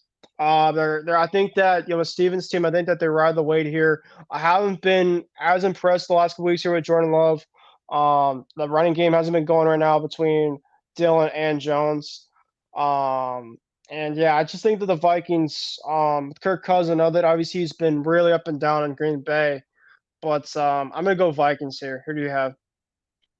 I'm gonna go with the Cheeseheads. Give me the Packers. The Vikings have struggled notoriously in Green Bay. Kirk Cousins Mhm. has never had a great game in Green Bay, so I think those struggles continue. Whenever you go to a place, you just don't have success. You just lose Absolutely. confidence, and you just never get that confidence back. So, Yeah, there's just um, yeah, so I think that for this game, I think it's going to be a close game because these mm, divisional games are always close. But I think Jordan Love finds it, especially with his Vikings defense, Ben, who is not that good. And I don't know, right. which makes me even more pissed off that the Niners made the Vikings defense look so good in that game. But they're not that good. I think Jordan Love, Matt LaFleur is going to get him outside the pocket, just throwing more on the run, which is his specialty, and making plays with his legs. And I think they're going to get the running game going, with Aaron Jones, Dillon. Aaron Jones has been hurt a lot this season. And I think that this is the time for him to come out and shine. He needs to come out and shine and have a good game. So I'm going to go with the Packers to win this game. I'm going to go Packers. I think it's going to be I just think it's going to be like a 31-24 type of like high scoring game. Mm. All right. The 4-3 Atlanta Falcons, who are coming off of a win in Tampa Bay, they're going to Nashville to take on the Titans. The Titans are coming off of a bye week. The Titans obviously are a team that's massively struggled, and they have some potential big time news, which we'll get into regarding the trade deadline. Um, man, they're starting Will Levis, I think, this week. The Titans are. Maybe that changes a little things up a little bit here. The Titans are a 3-point underdog in this one. Oh man, Arthur Smith.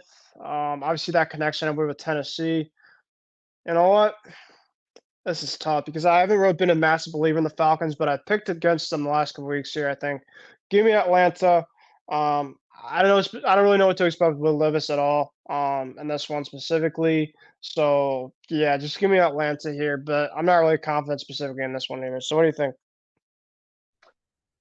I'm going to go with the Falcons as well, but I think this game is going to be a lot of running and a lot of defense. And I think that when you look at the game, I actually think Will Levis is going to be he's going to have a good game because whenever a Mm, quarterback starts for the first time, you don't have film on him, so he's able to right. slice and dice up the defense. So I think he has a good game. The guy that I'm looking for that is going to have a good game, I feel like, is the running back for the Falcons, isn't it? Bijan Robinson. Yeah, but he was sick last week. That he got hurt. There was reports that he got sick, so I don't know how he's been feeling this week. Apparently, I think he's been feeling better, but yeah, he's their main guy. So here's the thing with that story, Ben. It's been so weird because with Bijan Robinson, I think the Falcons were accused of not disclosing it until like the game kicked off. So a Mm, lot of people were wondering what was going on. A lot of people were upset because they had him in their fantasy team and he didn't play. of So course. Yeah. yeah, so I think that when you look at this game, I think Robinson's going to come back. I think he's going to have a really good day. The Titans' run defense, they're not really that good. So I think he's going to be able to just torch that run defense. I think Levis has a good game. I think it's going to be close, but give me Atlanta to win. I'm going to go. Damn, wow. This is a lot of. This game is going to be close. I'm going to go Atlanta by 6. All right. We got the battle of the 3 and 4s, the Saints and the Colts. The Saints obviously are coming off a really tough loss against Jacksonville, and the Colts are coming off of a tough loss against the Browns. So something has to give here. You got Derek Carr, you got Gardner Minshew. Man, but two teams that have pretty similar kind of supporting cast. I mean, the Saints are probably not going to have Chris Olave after the recent reports of the driving incident specifically, and hopefully that things turn out okay with that. But um, the Colts this year, they've been actually averaging they're 6 in points per game of 25. They're at home. The Saints right now, they're averaging about 19 a game. Um, this is tough because defensively they're both kind of similar, but I picked the Colts last week. They almost pulled it off. I'm gonna try again. Give me the Colts here. I just think that the Saints is kind of that story that's been on and off this year. They've had a hard time closing games out. So yeah, give me the Colts. Who do you have? This is another tough game because these two quarterbacks are similar. They're just so similar. On one hand, you have a guy in Minshew who has 2-3 great games, but then has that really bad game where he just throws 4 interceptions. So I don't know, Ben. Oh my God, this is just so tough. There are a lot of tough ones. It's gonna get more. I've already seen the list here. Oh my God.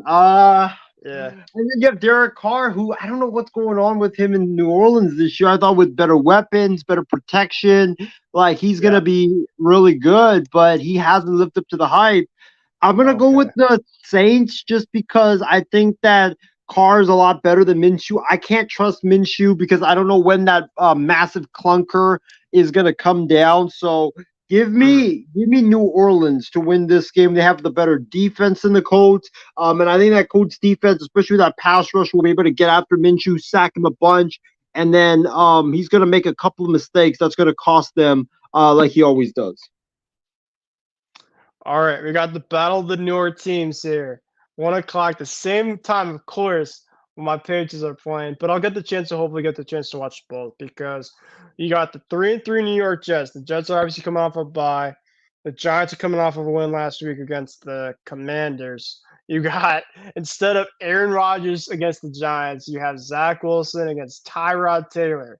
And Tyrod Taylor, I thought, did all right with the Giants last week against Commanders' defense, which is pretty good. Yeah, he's only scored 14 points, but the Giants aren't scoring at all.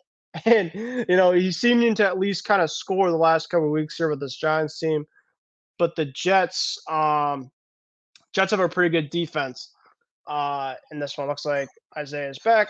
But yeah, just another game where it's just really hard to tell because you have kind of the battle of backup quarterback. Oh man, I'm gonna go with the Jets here because I really like the Jets defense. I think that the offensive line for the Giants is still in question there. I think that personally, Zach Wilson's gonna do enough against that Giants defense, which I think is very up and down specifically. Because the Giants are kind of similar to the Patriots are right now. They got a good win against a tough team, the Commanders, which I know people would say the Commanders, but they've been pretty good this year. But I'm going to go with the Jets. I really like that overall running game better and their defense. So, yeah, give me the Jets. Who do you have? This is another game where it's so tough because these two teams have just been so inconsistent. I mean, the Giants were terrible to start the season. They picked up a win against the Commanders. A lot of people were like, how do you beat the Commanders? They only got another one. Yeah. And then the Jets is you don't know what to expect from Zach Wilson because one game he looks great, then the next game he looks like he shouldn't even be in the NFL. So having said that, oh my God, Jets and Giants, they always play each other tough. I think it's going to be a close game. I am going to go, and it doesn't really even matter if who's at home because they're both at the same, they both are playing at that same stadium in the Meadowlands. Right. I'm going to go with the Jets because I think that the Jets right now are the better team. Daniel Jones versus Zach Wilson. Good Lord, that's going to be Tyrod Taylor. Daniel Jones is going to be out. Tyrod Taylor, that's right. Tyrod Taylor, I'll give him credit. He did play good. He did play good, especially running around with his legs, moving the football down the field. So I'm gonna go with the Jets. I think their defense is a lot better. Their defense will be suffocating Tyrod Taylor in that Giants offense. I don't think the Giants are going to get anything going offensively. So yeah, give me the Jets to win this game. All right, and you ready for another tough one here? Because we have another tough one. The 5-2 Jacksonville Jaguars travel to Pittsburgh to take on the 4-2 Pittsburgh Steelers. The Jags are coming off of a 4-game winning streak. They've been red hot. Trevor Lawrence and that team is really starting to click for sure. They're coming off of a win in Thursday Night Football against the Saints. Now the Steelers, give them credit. They're now on a 2-game winning streak. They beat Baltimore and they went to LA and beat the Rams. So they've played really, really well as of late. Kenny Pickett had a pretty good one last game. So, with that being said, though, I really love the way that this Jags team has been playing. It's really hard to kind of put against them. The Jags have played in Pittsburgh the last couple of times. The Jags have done pretty good success there. So, with that being said, give me Jacksonville. I think it's going to be like 27-20. It's going to be a really decently high-scoring game. Travis Etienne, Isiah, 7 touchdowns. He's been absolutely cooking the last couple of weeks. So they got a really good running game going that Trevor Lawrence has played pretty well.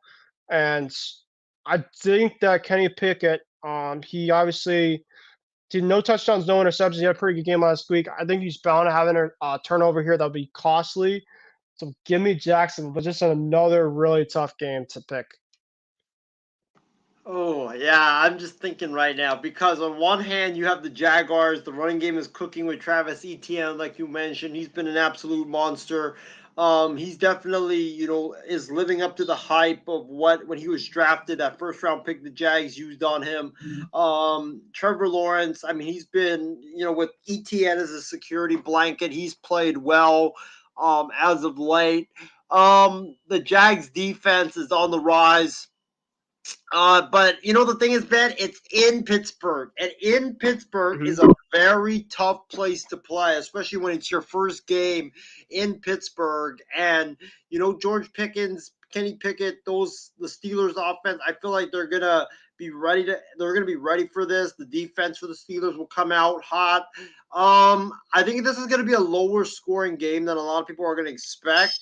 But give me the Jags. I'm going to go Jags winning this game. I think Trevor Lawrence throws, I think the better quarterback ends up pulling the Jaguars to the win because that's going to be the advantage that puts the Jaguars on top. So give me the Jags to win this game. I'm going to go Jacksonville 20.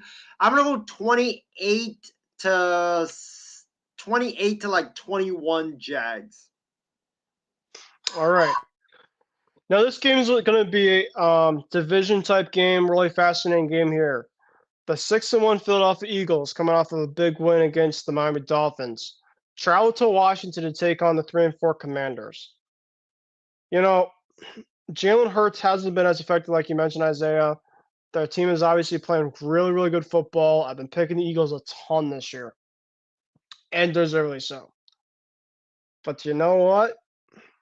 I'm going to go on a hot one, on a limb. Wow. And go with the Commanders. Wow. I think that's going to be in Washington. I think that Rivera and Sam Howell get the job done. It's at their place. And remember, they went toe-to-toe with Philly right at the end in Philadelphia early on this season. Sam Howell had a really, really good one. Brian Robinson's there. Something to me right now, I think that they have a massive big one here. And they pull this upset off here. So give me the Commanders, and the Eagles have their second loss of the season. You know what, Ben? I'm going to go out on that limb too. Give me the Washington Commanders and Sam Howell to win this game. The Eagles' run defense has not been that consistent this year. I think that Eric Bieniemy won the Super Bowl against the Philadelphia Eagles. So he knows how to design a game plan to beat that Eagles defense. And that's what he did in the first game. But the reason why they weren't successful was because that Commanders defense didn't show up. And the Commanders defense gave it up late. But I'm going to go with – and Ron Rivera, I don't know why he didn't go for 2 late in that game when the Commanders scored that touchdown. But give me the Commanders. I think the Commanders put up points. I think Sam Howell is going to be able to slice and dice that Eagles defense up. They're going to be able to run the football against that Eagles defense. And that Commanders defense, they're going to show up. They're going to get revenge on the Philadelphia Eagles for what happened in that second week or the third week that they played when the Commanders lost to the Eagles in overtime. So I'm going to go with the Commanders. It's in Washington. It's in Washington, which also helps the Commanders out. But Eric Bieniemy, that guy knows how to beat the Eagles defense. He knows how to craft crafty offenses to beat the Philadelphia Eagles. Give me the Commanders. I think Chase Young has a couple of sacks. Montez Sweat will be able to get after Jonathan Allen as well. Because if Ron Rivera does not win this game, I think he's going to get fired. I think that because the owner is reportedly pissed that that they're underachieving. It's not been good. So give me the Commanders to win this game. I think they saved Ron Rivera's job for at least a week. We welcome back here, James Gonzalez. James, it's glad to have you come back here. You look absolutely exhausted, but we obviously appreciate you coming on at least for a little bit more. So obviously, I thought he was mad at my Commanders pick. I thought that's why he was like giving me that. Well, we both picked them. We had to go alone at least for a little bit here. But James, glad to have you back on, my friend. We're going through right now the Week 8 game picks, and then you can do your Week 7 winners and losers. So right now we're doing the game of the Eagles and Commanders. Eagles are 6-1, Commanders are 3-4. We're both going for the upset here. We have the Commanders beating the Eagles here. I personally think Jalen Hurts has really been underwhelming this year, specifically, obviously, for his given sake. But I think the Commanders are going to pull it out. They really were close last one. So who do you got?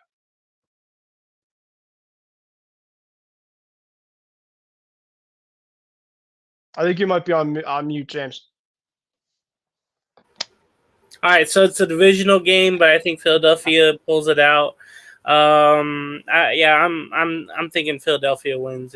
Not easy, but it's going to be very tough. Weather may play a factor. Who knows? So I'm gonna go Philadelphia. I'm guessing you already did Thursday. I'll just say Buffalo wins, but it's not going to be pretty though.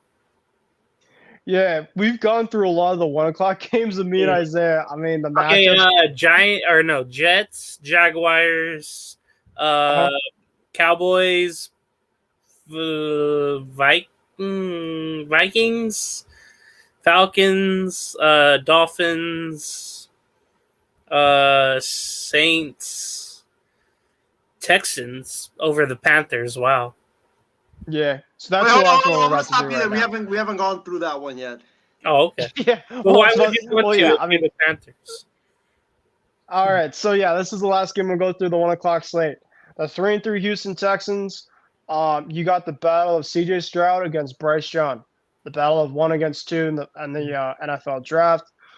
And I'll tell you what, the Panthers. I mean, they haven't had a win yet, and it's the 7th week of the season. There was one of my teams that I had that was going to be a surprising team this year. Potentially even make the playoffs, and there's been so many, so much wrong with the Panthers team. I actually feel for Bryce Young because personally, look at his stats. He's had 6 touchdowns, 967 yards. He's thrown 4 interceptions, so kind of what I expected. But I think their offense, I think their line players just really been pissed poor. And Frank Wright, I'll ask you, Isiah and James, about Frank Wright's job security because, you haven't won a game yet, especially with your first-round pick. You definitely should get a little bit of playing, especially being a guru, for sure. So it's tough. I mean, because you saw last week with some of the upsets kind of around the league. This kind of maybe might feel like one, but I like the Texans here at 3-3 going to Charlotte. I think it's going to be a close one. Give me the Texans here to win 20-13. I think it'll be a close one, though. Who do you got, Isiah?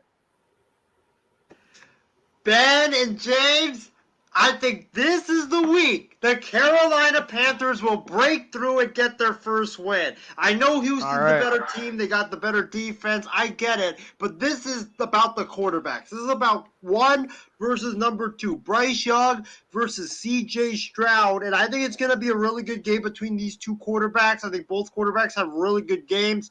And the reason why I'm picking the Carolina Panthers is because Frank Reich, he is no longer calling the plays. It is Thomas Brown, the bright young offensive coordinator who came over from the Rams, who's going to implement more of the Sean McVay type offense that they're running there in LA. So I think with that new offense, not them, Miles Sanders, I mean, he signed a big contract, and Frank Reich said today he won't even commit to him being the number one running back. So look at that fall by Miles Sanders, signing a big contract and then not even getting anything going, and now losing his starting job and most likely bench. So I'm going to go with the Panthers. I think the Panthers win a close one. But I think Bryce Young actually has his first good game in the NFL. They have him more in the shotgun, getting the ball out quick, so that offensive line doesn't screw it up for him. So give me Carolina to win this game. We saw a lot of number one teams too. They got their second one last week. A lot of the upsets last week. Now, James, obviously you picked the Texans already. Is there anything else you want to talk about for that game? Yeah, it's funny because both quarterbacks are known. Okay, when you think about this, both coaches, both general managers, they know each other's quarterbacks because they interviewed both to see if they wanted to draft either or. That's going to be very interesting in this game because you got to figure out, what's improved about the quarterback, what hasn't been improved. I think C.J. Stroud, so far, he's proven so well. Bryce Young, he hasn't been as good. But, yeah, I was going to mention if Isiah didn't. But, Frank Reich was relieved basically of his offensive playing call duties. Basically what he was known for, that's been taken away from him, which is kind of odd. That means you're probably not going to be at that job too long, and you probably bit off more than you could chew. I hope it's a really close game. I know it's in Charlotte, but I'm going to go with Houston edging out Carolina. We got a really good now 4 o'clock game as we can now go to our 4 o'clock slates. The 4-2 Cleveland Browns will travel to Seattle to take on the 4-2 Seahawks. DK Metcalf is likely now to play this week. I think he was either limited or he was out last week. Both teams have been fairly pretty good the last 3 or 4 weeks. The Browns are 3 of the last 4, including the bye week, including a win against San Francisco and the Colts the last 2 weeks. So pretty tough teams. The Browns have obviously had pretty good defense. And ever since Nick Chubb got hurt, Jerome Ford and Kareem Hunt have done a really good job at the running back situation there. The Seahawks playing really good football too. Their only losses against the Bengals. They've won against the Panthers, the Giants, and the Cardinals. So, there's kind of some teams that you feel like they should be able to beat specifically. But they got 2 really good defenses here in this one. Oh, man. Give me the Seahawks. The Browns going to the West Coast kind of – there's something there specifically. I don't think that the Browns are going to do enough there to win. Seattle's just a ruckus place, really tough place to play. Seahawks are 3.5 favorites, so I think it's going to be a really close one. I think it's going to be like a 24-21 type of feel. So give me Seattle. What do you think, Isiah?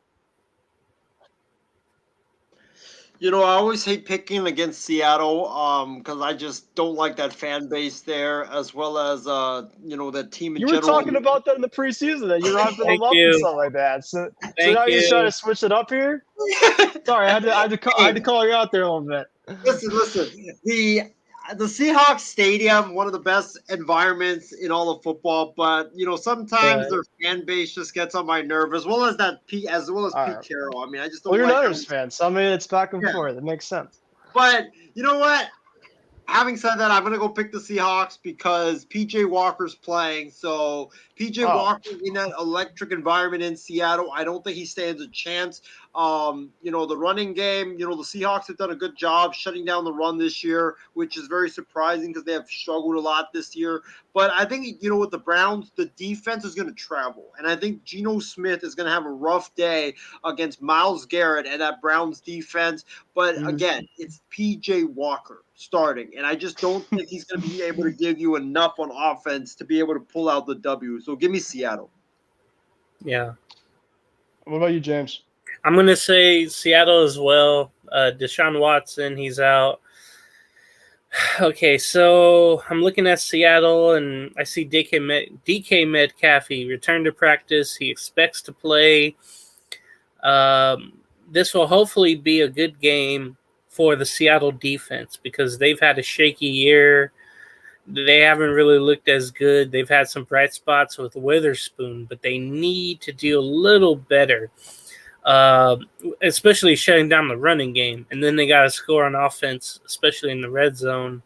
And they might get Frank Clark back, so that might be a good reuniting with Bobby Wagner. But he should be – Bobby Wagner, by the way, did miss practice but with an ankle injury, but he should be ready to go. I'm going to go with Seattle winning by at least 10.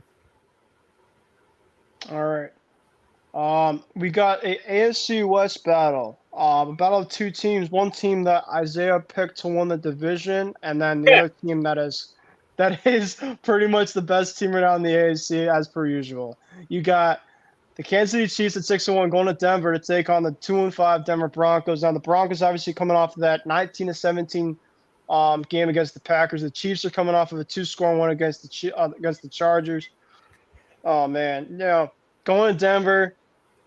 You could say, well, it's a tough place right now. But hey, Patrick Mahomes just threw for over 400 yards against the Chargers. They're really starting to play a lot better football. I know kind of early on people were like, what's going on with the Chiefs? This always happens with the Chiefs.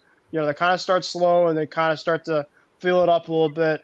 And if Taylor Swift keeps on going to games, I mean, Travis Kelce's going to keep on balling. So the way it's going right now for that team. With Russell Wilson against the Chiefs, he had the chances against the Chiefs last time. It was a close one, I remember last time, and I think it was because it was a short week, and the Broncos defense actually did a pretty good job on him. I don't think it's going to happen this time around. So give me the Chiefs to win again, but I think it's going to be more of a one-sided affair compared to last time. So what do you think, guys? I'm curious to see how you feel about this. Well, guys, let me just say this about this game. Before you guys get into your analysis about this game, look at the weather for Denver on Sunday. This is going to be right here, the weather for Denver. Wait, what? On Sunday. It's going to be snowing. Snow showers is the projected weather for this game. So, having said that, give me the Broncos, James and Ben, because you know why? Because Denver has established the identity of running, and their defense has played well the last 2 weeks. I don't know what Vance Joseph did. I think Vance Joseph might have given a magic potion to every one of his defenders and said, drink this because they will make you guys so much better and so much smarter and so much more aggressive when it comes to the defense. Like, the defense has played well. And here's the thing. Kansas City, regardless of if Nathaniel Hackett is coaching or Vic Fangio's coaching or Vance Joseph is coaching or Sean Payton's coaching, they've always played the Chiefs tough, and their defense has been able to hold the Chiefs down in the past. And since it's going to be snowing, I don't think we're going to see a lot of points scored. It's going to be all defense. It's going to be Kansas City's defense. See if they can hunker down. Denver's defense, can they hunker down? I don't know. Russell Wilson, that running game. You know what? I'm going to go with the upset. I think Denver wins it in the snow in an upset. It's going to be a close game. It's going to be a low-scoring game. But give me Denver to win this game. I'm going to go 17-13. Yeah, you're right, Isaiah. I'm looking at the Denver forecast, and I thought you were joking at first about that. But Denver weather, it's very up and down, especially in the fall time. But I still don't think it's going to happen. I think it'd be close, though, possibly, with those conditions. What about you, James? I agree with Ben. It doesn't matter the weather. The better talent is with Kansas City. I do agree, though. Broncos do play Kansas City tough. Kansas City's not as good, I think, as years past, but they've woken up at the right time against the Chargers last week. Yeah, I'm going Kansas City no matter what weather. It could be bright, sunny, could be wet, slippery. It doesn't matter. Everybody has the right shoes for all the conditions, of course.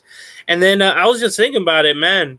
With the trade deadline coming up on Halloween, Bronco fans might be seeing their favorite Broncos players for the last time in those colors. So that's something to look forward to. The trade deadline, looking forward to, especially with Denver, because they've already made some moves. Probably going to make some more moves, but I expect some players for Denver to go out and kind of shine so they can get traded and get the hell out of Denver. Yeah, there might have to be a trick or treat addition for an NFL trade deadline really quickly in terms of some teams that might be coming up pretty soon. All right, so now let's go to a game where I think it's going to be more pretty much one-dimensional, kind of similar to this Chiefs-Broncos game. The 5-2 Baltimore Ravens traveled to 1-6 Arizona Cardinals. The Cardinals, obviously, I think are starting to fall off a little bit here. They had a 10-point loss against Seattle last week. They had 9 points 2 weeks ago. So they haven't been kind of in games as much as they have been kind of early on in the season. And Baltimore, they came off of a massive game on a blowout against the Detroit Lions, who are a much better team than the Cardinals are. The Ravens are coming off of 2 games. They've scored 20-plus points in here. So I think that'll be enough for this one to beat the Cardinals. Give me Baltimore. Who do you have, Isiah? Give me Baltimore. I know it's in Arizona, but the Cardinals don't have the talent. James Conner is on the IR, which really hurts because they relied a lot on the running game. They're tanking. So I think Baltimore overwhelms them. This is Calais Campbell's return to Arizona. I think first time that he's played in Arizona since he left there. So he's going to be out on a mission to prove the Cardinals wrong. I think he has a big game. Lamar Jackson, listen, I'll give him a lot of credit. Before the draft, I said this. This was my hot take, that Stetson Bennett would replace Lamar Jackson as the starting quarterback of the Ravens. Because I said, with the offensive coordinator, he loves to throw the football. Lamar sucks at throwing. Lamar's a running back. Boy. Lamar's a running quarterback. It just doesn't make any sense. Like, why would a guy that loves to run, you hire a guy that loves to pass? It makes no sense. And Stetson Bennett was with Todd Monken at Georgia. But I've been very shocked at how Lamar Jackson has done this season. He's been a really good passer this season, especially against the Detroit Lions, a really prolific defense. He was good. He was really, really good in that game. I might have to bow down to Lamar and say that I was wrong about Lamar Jackson, but he looked really good. I think he's going to shine against that Cardinals defense, who has been decent, but not great. But I think the problem with the Cardinals, they don't get off to a fast start. They're done. So I think that with this team, Ravens defense really good. They're going to suffocate the Cardinals offense, and then the Ravens are just going to run all over the Cardinals defense. And Lamar Jackson, I can't even believe I'm saying this, with his arm is going to torch the Cardinals defense. And also one more reunion. Marquise Hollywood Brown returning to Arizona to play his former team. So I think he's going to have a big day in the desert. And speaking of Hollywood Brown, he is a guy that could be on the move. So he might be also playing for some trade stock as well, too. What about you, James? Who do you have for the Ravens and Cardinals? Okay, so I think Lamar Jackson will have 2 touchdowns rushing and 2 passing. Everyone's going to eat. So I think the Ravens win pretty easy. I read that Kyler Murray is still officially on the physically unable to perform list. He did fully practice Wednesday. He took first-team reps. I don't want to see him ever play really again until he matures, honestly. So I hope he doesn't play. I hope Joshua Dobbs continues to play for Arizona. It seems like they want to play for him more than they do Murray. It just seemed that way all these years. So I'm gonna go with the Ravens in the Battle of the Birds in the desert. I'm going with Baltimore easily. All right, here we go, Isaiah. We got the 3-3 Cincinnati Bengals. They're coming off of a bye week. Take on your 49ers. 5-2. The 49ers are coming off of a loss. A 2-game losing streak now. With that being said, Brock Purdy reportedly there's been some concussion situations there. Debo Samuel, I think is out again. At least unless I've heard it wrong here. But you got Joe Burrow going to Levi's Stadium. Man, this is going to be fun. I think specifically the Bengals are going to be ready to go here. But I will say this, that Christian McCaffrey, if you have him in your fantasy leagues, this is the best time to start him because the Bengals' rushing defense is absolutely putrid. It's been really, really bad. So I think that's one thing that the Niners have is they're going to have the chance to run the football.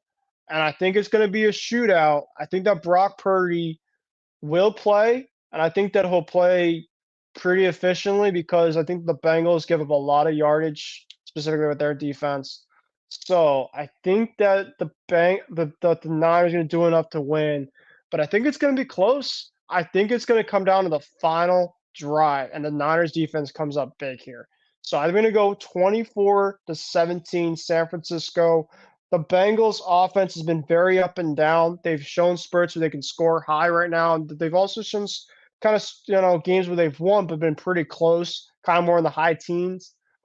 So I think the Bengals lose, but I think they're going to put on a pretty good showing. I think that Joe Burrow is going to continue to play pretty well with this calf injury, but it's just going to be really tough going to San Francisco and going across country. So I'll turn it over to my Niners fan.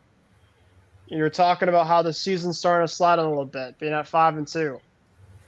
Does the season continue to slide, being out 2 losses here? Or do you feel like that the tie will go back up at least for this week? If the Niners season goes down the drain, everybody can blame me because I sat here 4 weeks ago or 3 weeks ago, and even James was on that show. And I remember this. I said, this was the show, right? That I was on I had COVID, right? So I didn't hear this one. I think it might have been it. Because I was listening, I'm like, wait. Yeah, Isaiah's going mad, cocky, talking about it. Steven obviously gets to Isaiah about this. Just said, listen, the Niners are probably the most complete team in football, right? But the biggest thing that would hurdle them specifically is injuries. Injuries, yep. So. I remember I was on the show, and I remember 3-4 weeks ago, I was on here, and I said the Niners are going to go undefeated. There's nobody that's going to touch them. Who's going to beat us? And the freaking Cleveland Browns beat us, and the Minnesota Vikings of all teams beat us. And, James, you missed this earlier when we were talking about the winners and losers. I said this. The Niners season is teetering on the brink of disaster because – you lost 2 in a row already. The defense can't get a sack for some reason, even though you have Nick Bosa. I don't know why. Brock Purdy's dealing with concussion symptoms, and according to Adam Schefter, he's unlikely to play. So guess what, guys?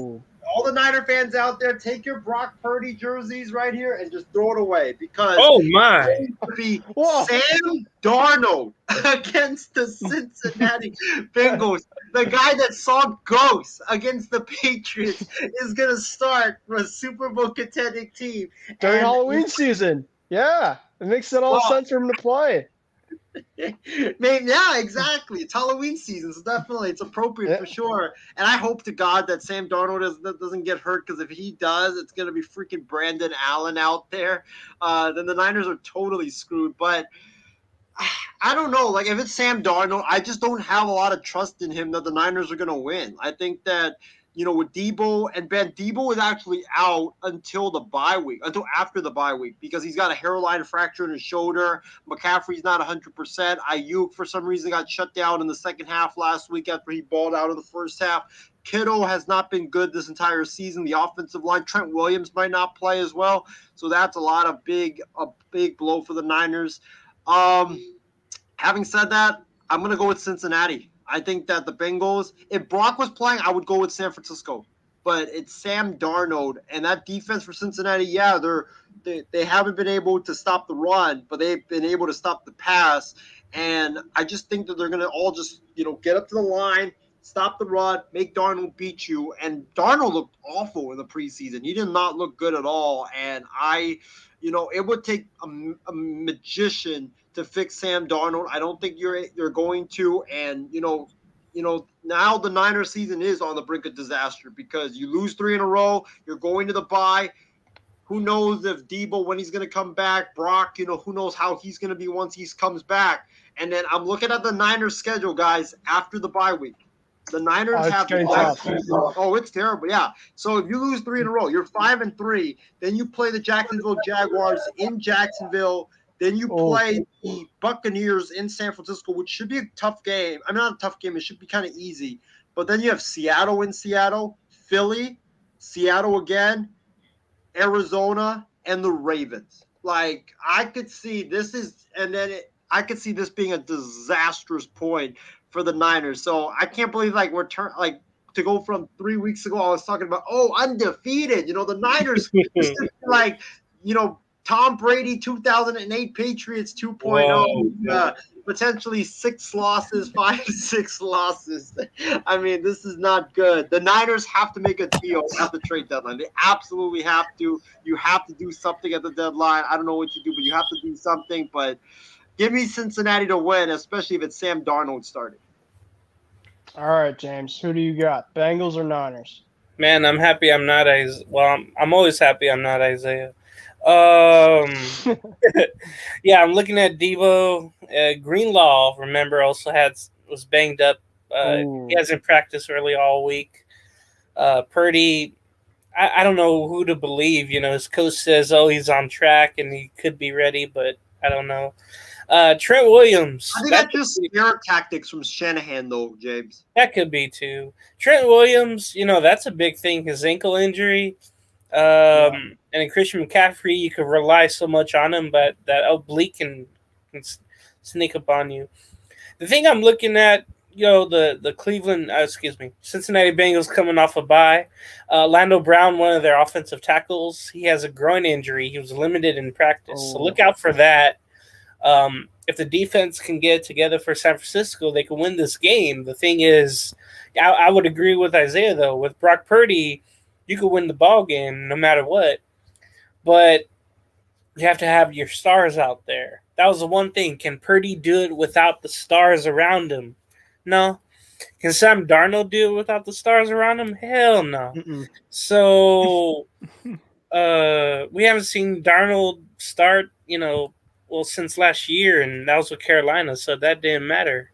He did get one win in Seattle, but you're playing a well-rested Cincinnati team off of a bye. Both teams are opposite directions right now. It's almost like they should switch records.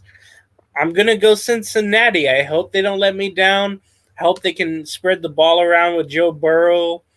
I'm also looking at other injuries that they might have or other issues, but there's no injury designations for Burrow or T. Higgins.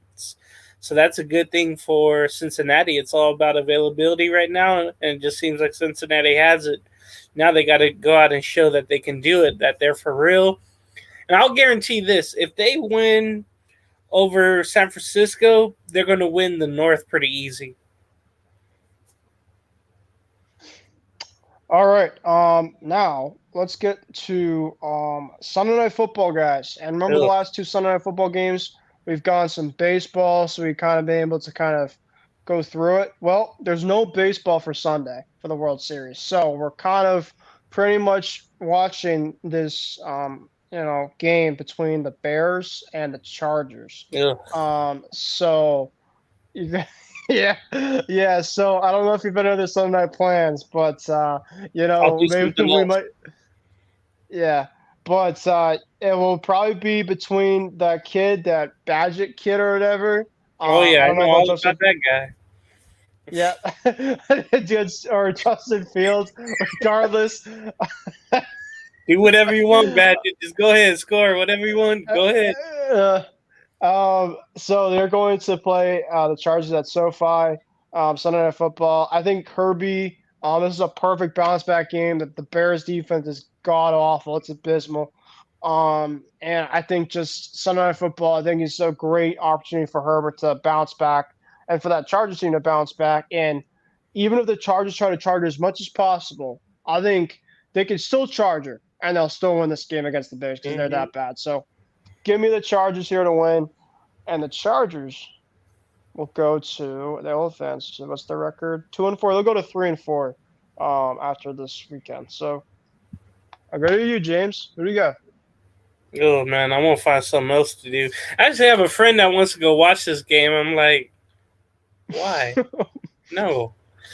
Even if Fields was playing, I'd still be like, no, why? Look, the get right team was the Raiders, and the Bears experienced that after frustration against Minnesota. Now they're going to feel that frustration again against the Chargers. I think the only fight and might that the Bears will be in the crowd. It'll be a lot of Bears fans. They'll be really sad, but they'll be there at SoFi taking over the stadium. It's the only chance they have. If they let the fans come down and play some of the game, I think that'd be awesome. I think Chargers, Eckler gets right. I think I think they win at least by 17, and I think everybody's going to regret going to that game. Imagine the people flying out from Chicago I feel to bad. LAX to watch this game and having to go back to Chicago knowing that you wasted all that damn money, airfare, hotel accommodations, all that crap. I'm going to go with the Chargers pretty easy. I'd ask for my refund too if I was a Bears fan going there. So, all right, Isiah. I was looking at tickets for this game to see the prices of this game, and I kid you not, the cheapest ticket. I'm looking at my Game Time app right now. Let me guess before you let me know. Let me guess. What? It's 120. 120. 87, 80. No. 54. Way lower. 54. Way 54. lower. 54. $10. A little higher. 37. 30. I don't know if you guys can see it right here. 20, 39. Okay. 39. $39. I still want to go. Hey, Yeah. I'm off on Sunday, so I might go fly down to LA, go to this game, and just have fun there. But yeah, like James mentioned, I'm not gonna be watching this game. I probably will watch the Lakers game against the Kings on Sunday night. I'll do that, and I'll do that. We'll watch that. Is that on like ESPN? Let me see if there's NBA on ESPN like Sunday or whatever. Sunday night. But I'll watch that with you. I'll let you guys know. Give me one I second. would rather listen to Doris Burke, Doc Rivers, and than watch that game. But yeah, I mean, give me, you know what? Give me the Bears. The Chargers, when you least expect it, they always choke. They always do this. They always put out a competition. Brandon Staley is the one coach I could see losing to Tyler Badgett, as well as Josh McDaniel. Sorry, James. But yeah, I just don't know. Like, if there's one coach, one organization that I could see losing to the Chicago Bears and Tyler Badgett, it is Brandon Staley and the Los Angeles Chargers. They always played out a competition. I just don't really have any hope for the Chargers. Give me the Bears to win this game. I think it's going to be a medium scoring game, but in the end, I just don't know. There's something about the Chargers that always makes me like, yeah, the Chargers are going to choke this game. All right, and last but not least, it'll be James's Raiders. They're coming off of a loss to the Bears. Sorry, James, I did not want to remind you about that. Against the against the Detroit Lions. They're coming off of a blowout against the Ravens. So two teams that are coming off of some losses here.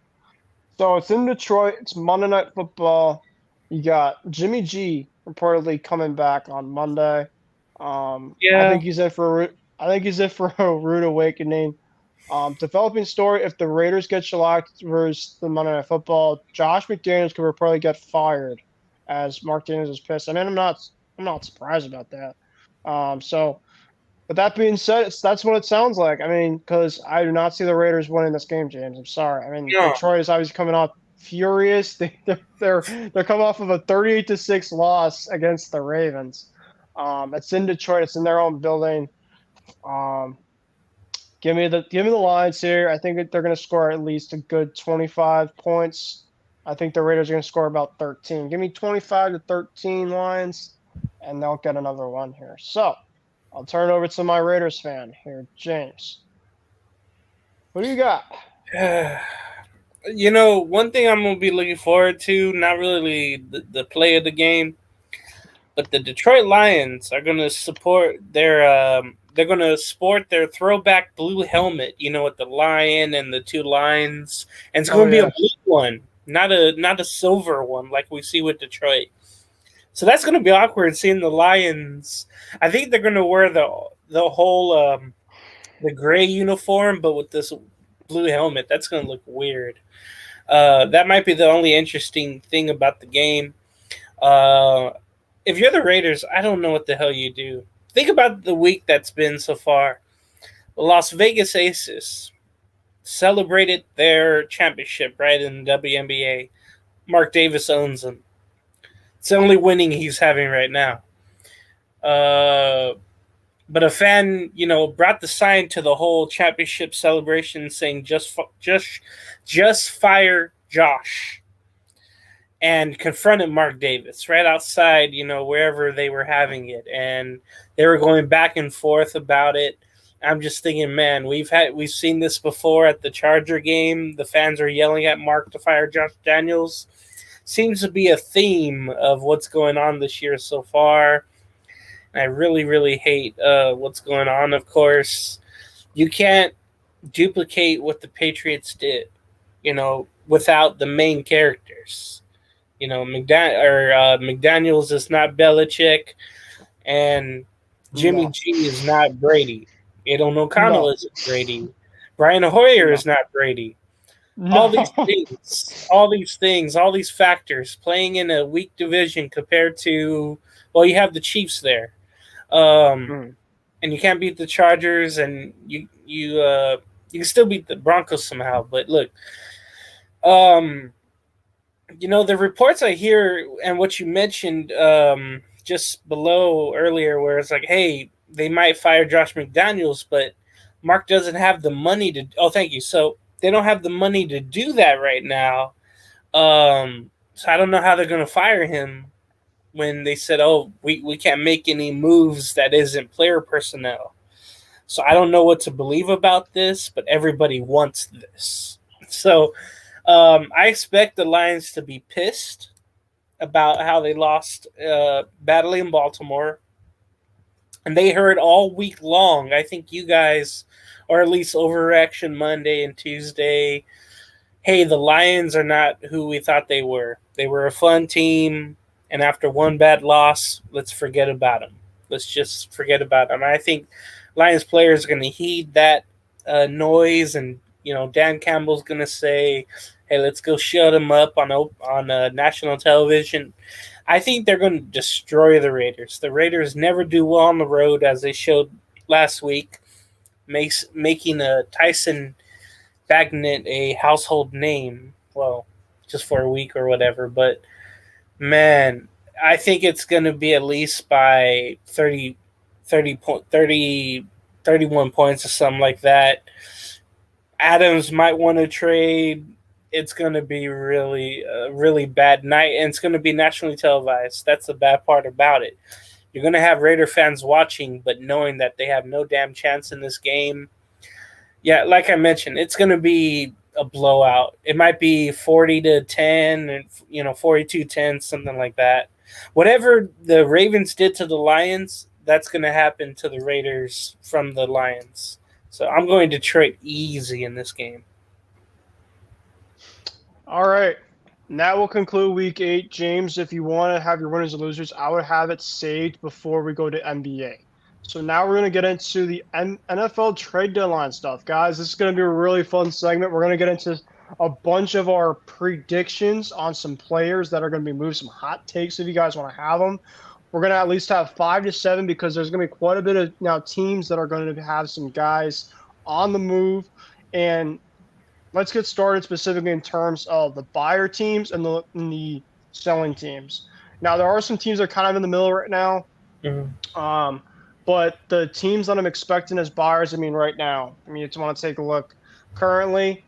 And the AFC, the Chiefs, Miami, Baltimore, Jacksonville, Buffalo, Houston, Cincinnati, even the Jets. For NFC, Philadelphia, San Francisco, Detroit, Atlanta, Seattle, Dallas, Tampa Bay.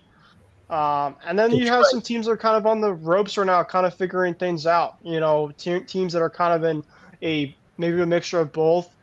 In the AFC, you look at the Chargers, Indianapolis, your Raiders, James. And then in terms of my Patriots, they're probably kind of on the cusp of, I don't really know, because I think a lot of it kind of hinges on this coming week. I think we're more of sellers than not, for sure, though. And then you look at the NFC, I would say those teams kind of in the cups, I would say, between both right now are the Rams, Washington, the Saints, Green Bay. And then you look at the sellers in the AFC. I'd say Patriots, Denver. In the NFC, you got the Bears, Arizona, the Giants, and the Panthers. So I'll go to you guys. Let's kind of go into some of the big news that we've been kind of seeing, at least throughout the week. So the first big news is that the Titans and the Broncos are planning to have fire sales. So with that being said, you're going to have, guys like Derrick Henry potentially on the move. And obviously I'll potentially have a team out there that could be, looking out for Derrick Henry's services. The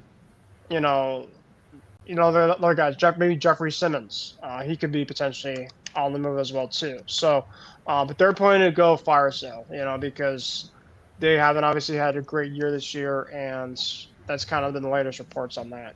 The Broncos, really just need to change things up. Obviously, we kind of talked about them already, but according to Albert Breer from Sports Illustrated, they are planning to listen to a bunch of guys. Patrick Surtain even included.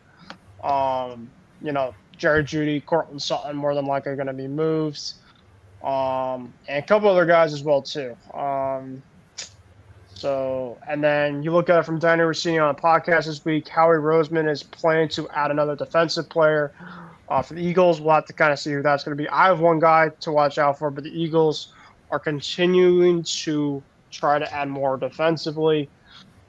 So, without further ado, guys, I know we kind of talked about some players already. Kevin Byard's already going to the Eagles. That's kind of already the first one. So the Titans are pretty much already starting their fire sale early. But what are some things that you want to expect for this trade deadline? How much activity do you feel like is going to happen specifically? Because we've already gotten some stuff already. You look at McCole Hardman. He went from the Jets to the Chiefs already. So you're kind of already seeing a couple of things already with kind of early moves. But it's spooky season, and there might be some spookiness as it is on Halloween. So some craziness that will happen. I think it's going to be pretty busy because there's a lot of teams that are kind of, there's kind of some teams in the middle that are trying to figure things out. So I think it's going to be pretty busy. But I'm going to ask you both before we get into our 5 to 7 big-time prediction, hot take moves, whatever you want to call it, of this trade deadline. So I'll go to either of you guys. You can guys kind of chime in terms of how you guys feel about this deadline coming up. So I'll just go to you, James. How do you feel about this? Yeah.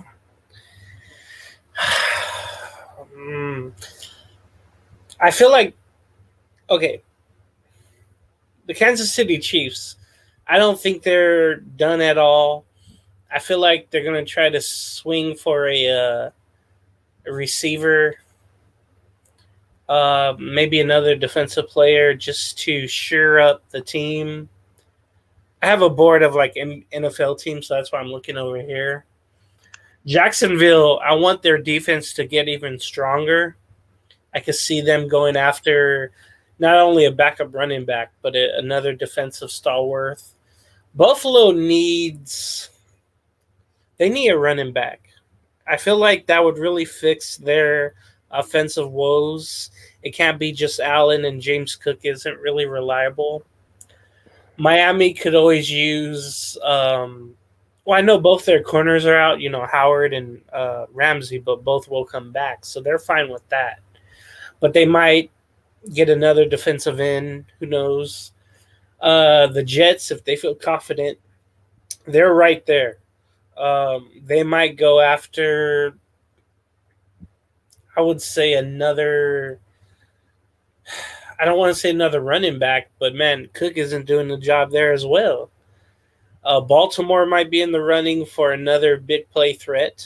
That could be a case, or another running back. I think maybe another defensive player if Humphrey keeps getting injured. I don't think Cleveland's going to do much because they're pretty much stuck with who they have. Cincinnati's interesting because they can always get another backup running back. They let P. Ryan go basically in free agency. He went to Denver. I believe they're really missing him. I think that could work out. And I mentioned to this with Isiah. Pittsburgh. Okay, that's one team that if they had a big play receiver, like they had one, they had the crazy ones, of course, but if they had a big play receiver and they really air out the ball, I think they would do very well. But they have to find out which one and how much they can fit him into that offense, because Kenny Pickett is just the guy who's up and down. He'll make one big play a game, I guess. Patriots, you might be looking to unload whoever you can, but you can't really unload Juju. Colts aren't really going to do anything. Tight ends are interesting because they have all those quarterbacks that nobody wants. Mm-hmm. But somebody might take a flyer on them. Also, Derrick Henry. I don't know if the Niners, with all those picks like Isiah mentioned, maybe that happens. I got a good place for him. Houston, I don't know. I think they're just rolling with who they have this year. I don't think they're going to go out there. They might make some little moves. The Chargers, I think, are going to hold with who they have, basically. Because if they can barely pay Eckler, how are they going to go out and trade for somebody that's big like that? Denver's trying to unload whoever they can. The Raiders, Hunter Renfrow and Josh McDaniels haven't seen eye to eye pretty much in the whole time, ever since that fumble in week 2 last year, probably. They'll be maybe looking to load some little pieces here and there. I don't think Adams gets moved. I don't think that happens. I think Packers stay fit. Lions go out, maybe get another defensive piece. I would love for them to get DeAndre Hopkins. I would love for Detroit to do that, or Hollywood Brown. If I was, but I would not touch whatever the Browns or Broncos are offering with Judy, but maybe Cortland Sutton for the right price. I would go. That would be a move really under the radar, but the Broncos are probably going to ask for like a second or a third pick, and I don't know if that's too steep or not. Dallas, they probably need another running back to complement Pollard. I know Vaughn was supposed to be the guy, but he's really nothing. I was hoping for more. Washington's going to hold pat. The Giants might unload a few pieces here and there, but Philadelphia, I'm looking at them because they have pretty much everything you need, but maybe some reinforcements. As you mentioned, they got Biard from Tennessee, so maybe they're done. You called that one, too. Yeah, I didn't call the team, but I said, you know what? You called That's them, on the radar. Tennessee might be looking to unload some of their stars, have been there a while. Not right away Henry, but Biard maybe. And that's just funny. I woke up I didn't wake up. I woke up from my lunch break. I was like, oh, crap, he did get traded. Chicago, I think they're just going to roll with who they have now. Same thing in Minnesota. Rams are interesting because they're on the cusp, right? They're like, maybe we're good, maybe we're not. Maybe they make some little moves. Seattle's going to hold pat. Carolina's going to, with all those veterans they have that they signed, they might unload maybe one or two, but I don't know what happens. Atlanta's going to hold pat. Tampa Bay, New Orleans, because of their financial situation, they're going to hold there. San Francisco is interesting because you see the way that they're struggling right now. They might be aggressive because of the draft picks that Isiah mentioned. And then Arizona, they have Buda Baker basically to get rid of. And I thought this was going to happen in the offseason. Maybe Buda Baker, maybe to Kansas City or to Baltimore or to the Bills or to the. I would love to see Jacksonville get Buda Baker. I would love for that to happen. So those are just some of the things. Brian Burns, though, I think that's one piece with Carolina. I could see him going to Jacksonville. That would be a good thing. Danielle Hunter, I don't know if the Vikings pull that trigger though. You mentioned Cordell Patterson. He's not being used as much in Atlanta, and maybe a team will be so desperate, like maybe the Steelers, to maybe go after him. I could see that happening, or even the Bills maybe make a move on Cordell Patterson. There was Hollywood Brown on Arizona, right? Maybe. No, I don't want to say there, but maybe to Houston, maybe to give C.J. Stroud another weapon that would be low under the radar, or Kansas City. You never know, but man, one thing I can think of, maybe DeAndre Hopkins of Kansas City, like I wanted in the offseason, but Tennessee would have to pay for it. That's basically that's how it would happen, but I don't see that happening. So that's some things we'll see in the trade deadline for all the teams out there. All right. Now let's get into our top 5 bold NFL predictions specifically for May. So, James, since you obviously got through a bunch of that stuff, we obviously appreciate the analysis from a lot of that stuff. I'll go to you, Isiah. Got to be ready. 5 to 7 moves that you personally think that will happen at this NFL trade deadline. It could be any player, it could be any team, but let's buckle up. And if you were specifically a GM and you're essentially going to make any of these moves, fire away. Let's hear them. Well, first of all, I don't think I picked the Monday Night Football game, so I'm just gonna throw that prediction out there. I'll do it quickly. I'll do it quickly. First of all, I'm not even going to be watching that game because I'm going to be watching the World Series. So, yeah. I'm going to do that too. Yeah, I'm going to be watching the World Series game. But I'm going to go with Detroit. Like James mentioned, Raiders don't really do well on the roads. Plus, they made Tyler Badgett look like freaking Joe Montana out there. It was just disgraceful. So I'm going to go with the Bears in that game. Having said that, in terms of like the trade deadline predictions, I think you guys know what I would do if I was a GM. That's why I'm not a GM. I mean, I would try. I would pick Drew Lock, Taylor Rapp would be on my team. But in terms of who I think the Niners should get, or who I think what happens at the deadline, number one. Wow, this is tough. I think that the Jacksonville Jaguars, they need a pass rusher because what they have right now, they have Walker, they have a lot of young guys, but they don't really have that established vet. I think the Jacksonville Jaguars will trade. I don't know why I think this, but I think the Jacksonville Jaguars, I think they will trade for, what's his name? The guy that on the Broncos that went from the Cardinals. Is that Kerr, right? Zach Kerr? I think that's his name. I think so. Yeah. Yeah. They're gonna get him. They need a pass rusher up the middle. They need a veteran guy. He kind of fits that mode. So I got the Jacksonville Jaguars trading for him. In terms of the other picks, all right, let's go through it. The New York Jets will try to make a playoff run, and get ready for this, guys. They will trade for Jerry Jeudy. Jeudy. They'll have Garrett Wilson and Jerry Jeudy together. Like that. Add another weapon for when Aaron Rodgers potentially comes back. The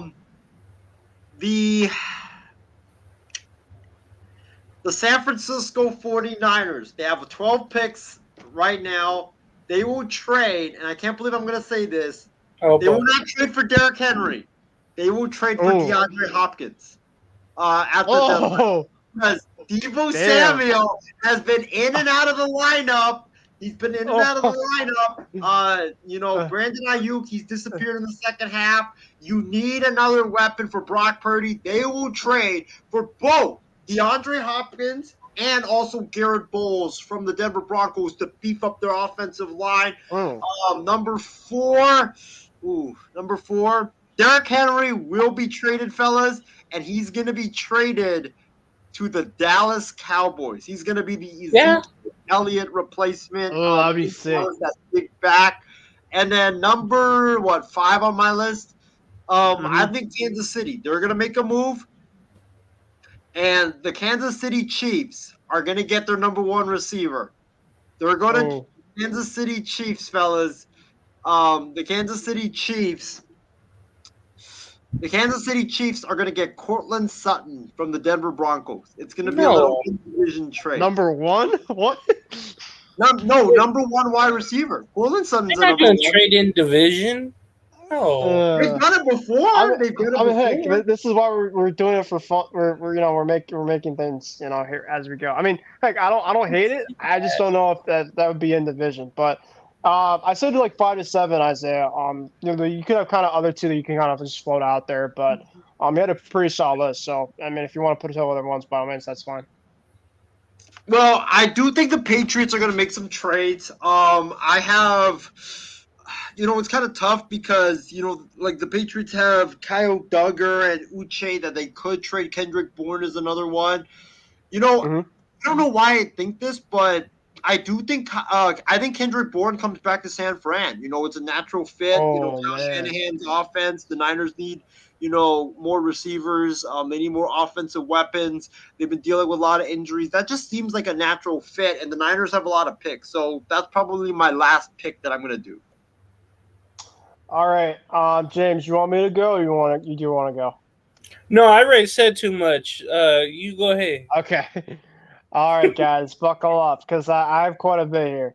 Number 1, the Buffalo Bills are going to be trading for Hunter Renfrow. I think that the Bills really need a slot receiver bad. The Bills specifically, they've used like Isaiah McKenzie in the past. He kind of fits that overall mode. I just think for Renfrow, he's still not a bad receiver. He just needs a change of scenery specifically. And I think that would be a perfect place for him to go to be with Josh Allen. So that's number 1. Number 2, Derrick Henry will be going to the Baltimore Ravens to be with Lamar Jackson. I think that that's a very heavy running type scheme place. And there's been already reports out that potentially Derrick Henry and Lamar Jackson could be a potential fit there. So I'm going to go with that. I really like that fit there. Number 3, Danielle Hunter will get traded, and he'll also be going to the Baltimore Ravens. They really need a little bit of help in that defense, specifically on that front. And I think that he's going to be a guy that it's going to be on the move there. Ready, Isiah, for another one? This one. Budda Baker, the Howie Roseman call, he's going to be going to the Philadelphia Eagles. He's going to be going with Kevin Byard. And I think specifically that the Philadelphia Eagles still need some help in that secondary, and he's going to be also helping there out. So I got Budda Baker to the Eagles. Now, in terms of my Patriots, I have Josh Uche going to the Detroit Lions. The Detroit Lions need some help on that defensive front. Josh Uche, I think, is going to be one of the guys specifically that will be on the move. And, by the way, he played at Michigan. So I think that there's that Michigan connection, too, as well. Jerry Jeudy, I have him going to the Indianapolis Colts to pair up with Michael Pittman Jr. I think the Colts still need some offensive help there on the other side of the ball. So I have that there. And Isiah, I got Patrick Surtain going to the San Francisco 49ers. Wow. I think specifically that the Niners are going to make a call, and it won't be for offense. It'll be for defense. And I think that they can get finally that they're locked on corner. I think John Lynch will make a call with Denver. I think that San Francisco will make a trade for Patrick Surtain. So that's going to be my other one. I know Sertan likely will probably get moved, but I think that I have him going to San Francisco. My last one of the night specifically. Oh man, there's a lot of guys specifically that'll be on the move. Brian Burns. I got Brian Burns going to the Miami Dolphins. I think that the Dolphins will add more specifically to that front. They've been kind of struggling a little bit as of late. I think that Brian Burns, and remember that the Dolphins, I feel like, are just kind of more of the aggressive teams that'll be on the phone for a guy like Brian Burns. The Rams actually tried to trade for him before, and they declined it. So Brian Burns, I think that he'll be on the moves too. So that's another one. Chase Young to the Dolphins, you mentioned off the RSA. That could be very interesting. I know that the Montez Sweat and Young could be potentially traded because they're on contract years. So that would be really fascinating for sure. So, yeah, I can't wait. I mean, I love this time of year specifically. We already have so much sports. Then you add this part to it, the trade deadline. I mean, grab your popcorn because it's going to be crazy. I think it's being really, really crazy stuff. So anything else you guys want to talk about deadline-wise before we get to basketball? Because I think we'll turn it now over to basketball. NBA. Ben, before we go to basketball, I don't know why, but I just have this gut feeling that if Buffalo loses this upcoming game on tomorrow to the Bucks, I just have a feeling that they're going to be kind of like, you guys remember when the 2019 or the 2018 Cleveland Cavaliers just had that stack, or they had that team with a lot of vets, and then they kind of reshuffled their team. If Buffalo goes to 4-4, I really believe that they're going to make some type of move, and they're going to trade players out and trade players in. Okay. All right, guys. NBA segment. So this is the last one of the night.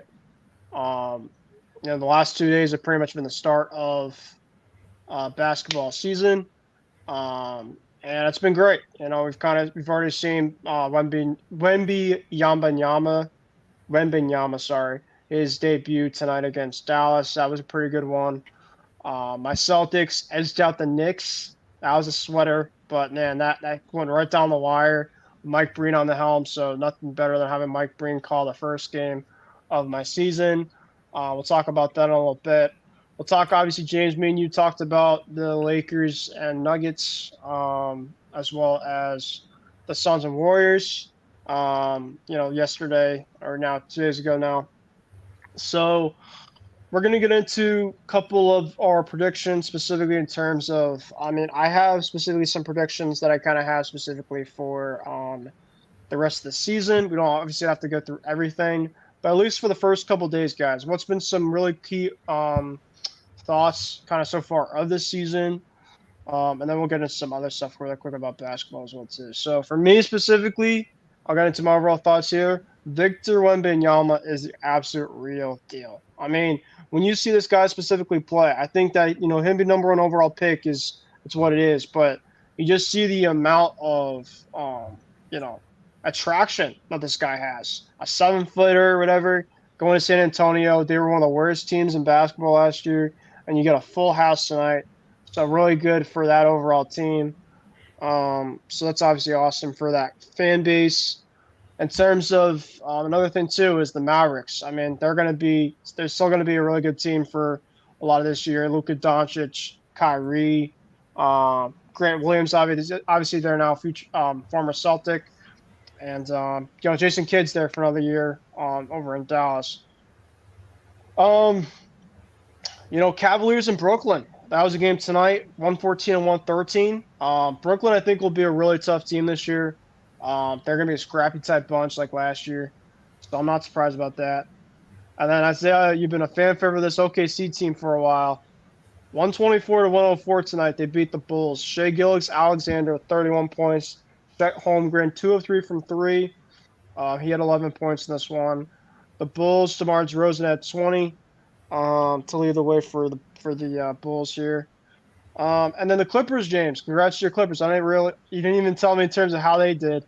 But they won tonight, 123-111. Paul George, 27 points. And Malcolm Brogdon, former Celtic, he led the way with 20 points. So good for Malcolm. In terms of your Lakers, Isaiah, you guys fell short to Denver, but obviously really tough game, really pretty good game. Torian Prince had a really good game for you guys. 18 points, 4 or 6 from 3, 6 of 8 from the field. Anthony Davis, I believe, had a goose egg in the second half Mm-hmm. on that night. So that was obviously critical. Another thing too, Isaiah, I want to get your overall thoughts about this. But I guess this year they are limiting LeBron James's minutes. If that's correct. So Darvin Ham has already pretty much given Laker fans pretty much a overall kind of what are you doing type of feel with it already, which is pretty cool to see because I love to see the Lakers kind of spiral already as it is. But that's kind of another story for another day. But with that being said, the Lakers look pretty good. You know, the Denver Nuggets just could potentially repeat as it is. So I'm not surprised the way this worked out. So I'll obviously let the talking go to you guys now. Either you guys can go. What's your overall I'll thoughts go so far with basketball? All right, go ahead, James. Uh, Basketball's back. yeah, it started, Tuesday, and one thing I love to see, I hate seeing the Lakers win, so it was good to see Denver, first of all, raise their first banner. I think Mhm. that's really great to see. I I feel when that happens. I love seeing that when the banner gets raised, when the rings are given out, the trophy ceremony, all that stuff. You love seeing that, especially for a team that has never won and a fan base that has never won. 47 years in, and playing in the ABA and all that, and Denver had some bad years throughout, and then some good years, and back and forth, and all these players that didn't want to play there, and now you have Jokic and Murray there for a long term. That's a great thing. It showed, Tuesday showed that they'll be fine. It maybe make some bench moves to help out Braun, but I think they'll be fine. The Lakers, they got to figure out the rotation a little bit. With LeBron, it's almost like they're load managing every game with LeBron. Maybe that's going to be the case. They can't load manage, you know, sitting out a game, but they could manage minutes for LeBron. That's the way they're going to get away with that, I guess, this year. But yeah, it was good to see Denver win. And then in the nightcap, man, that game went down to the wire. Me and Isiah were chatting about that when it was before it happened, before the end of that, and came down to who made shots basically. And I know Draymond Green will be back for Golden State maybe next week or the road trip for them. But Chris Paul starting, I think that was good because he's going to come off the bench, Mhm.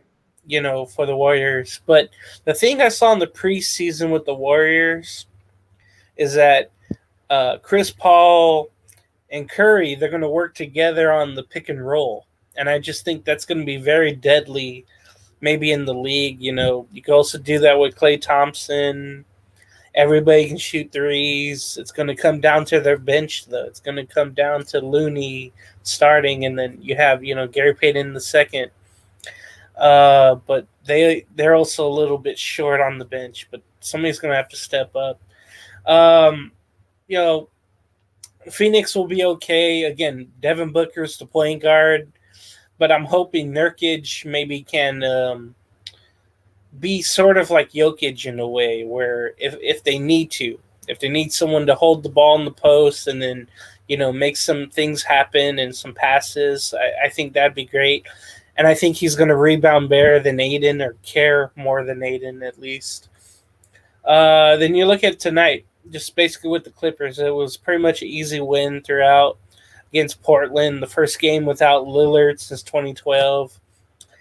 So that was weird not seeing Dame with the Blazers tonight, I should say. But Kawhi had an easy game. Paul George did. Zubac had a really good game with 20. Westbrook 11. Bones Highland had 17, and I think he's got to step up really, really much. Really, really big. He's got to have big minutes off the bench. Scoot Henderson had 11. Simons had 18. But you could tell the Blazers, and you mentioned Brogdon. He had 20 tonight. Robert Williams had 10.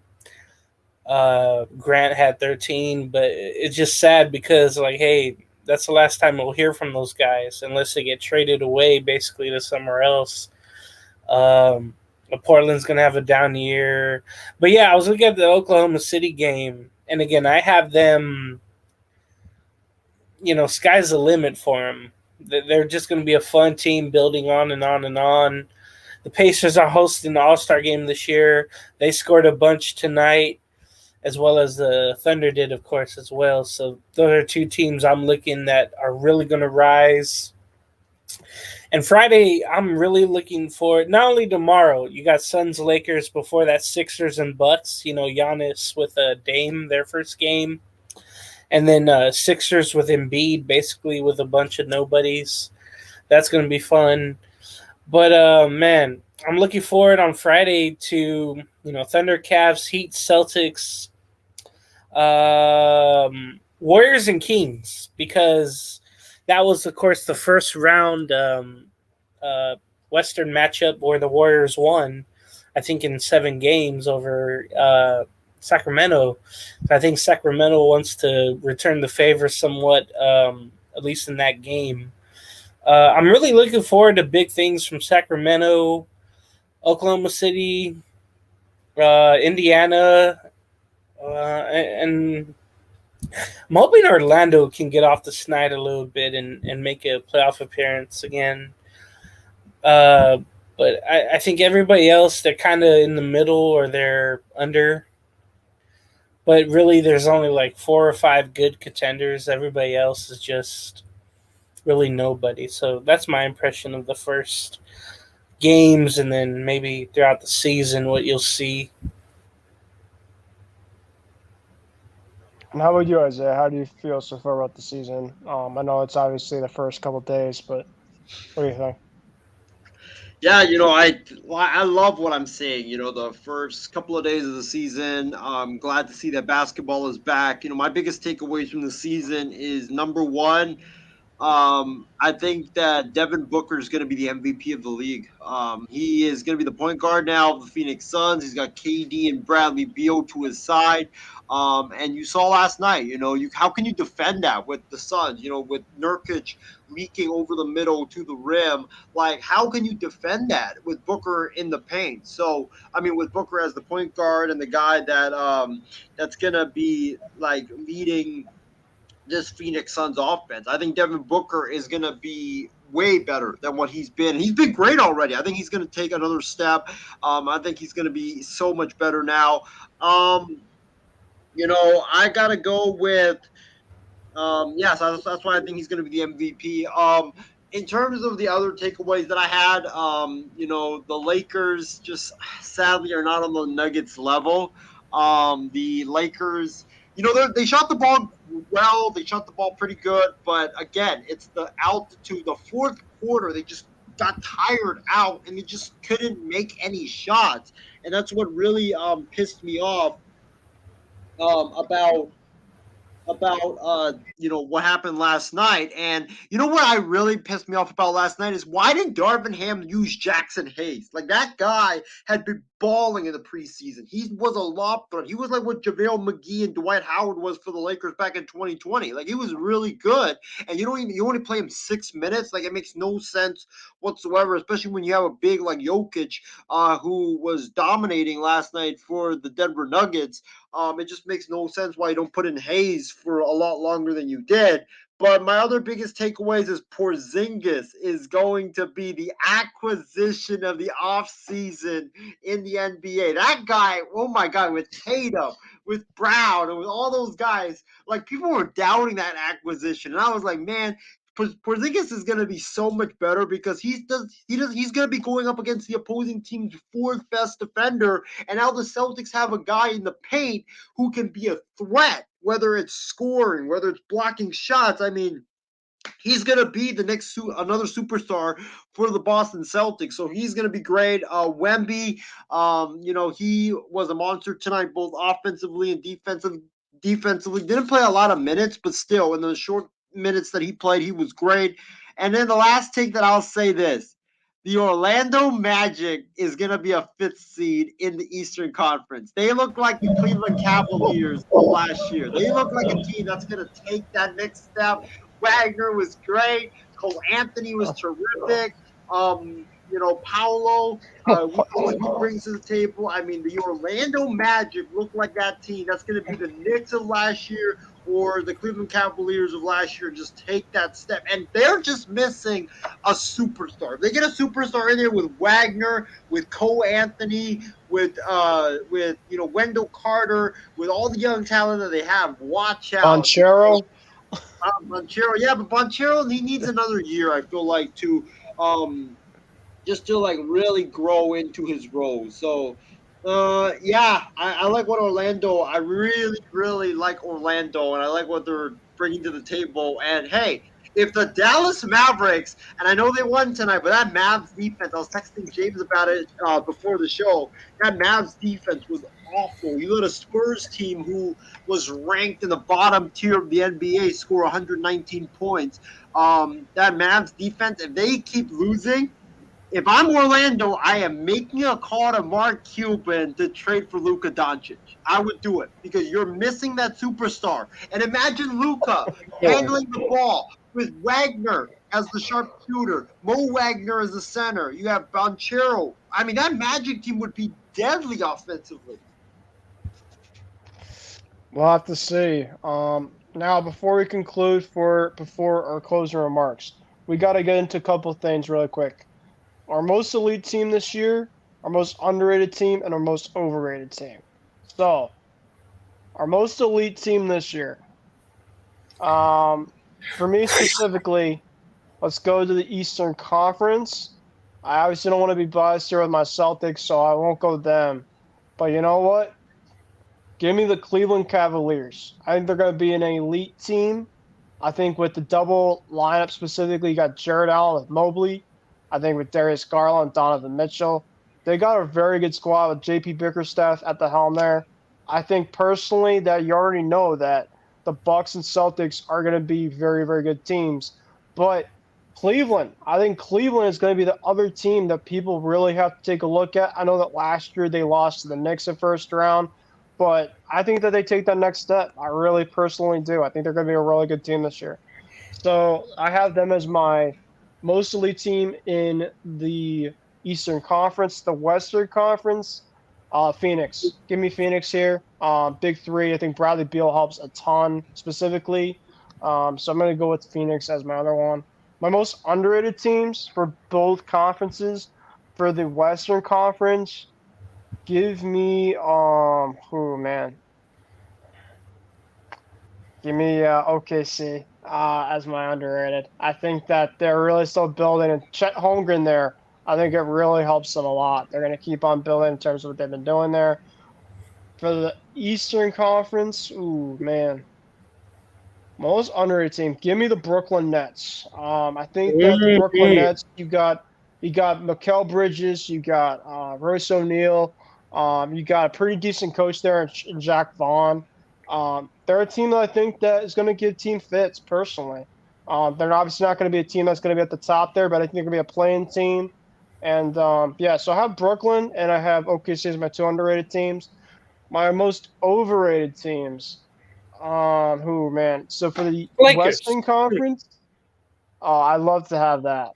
For the Western Conference team, well, give me Dallas. I think that with Luka and Kyrie, I still don't believe that overall combination is going to work long term. Anytime you have Kyrie on your team, you just never know specifically. Give me Dallas as my overrated, and then for Eastern Conference overrated. This is gonna be aging bad to me because I know it's gonna fall on my face, but I'm gonna go for it. Give me Miami. I think Miami's going to be a little bit more overrated this year. Jimmy Butler has not proven yet he can win it on his own for the finals. They miss an opportunity to get Dame Lillard. Like Isiah mentioned, the Miami Heat always miss out on these big-time stars. And so I think they're going to be good, but I don't think they're going to be as good as past years.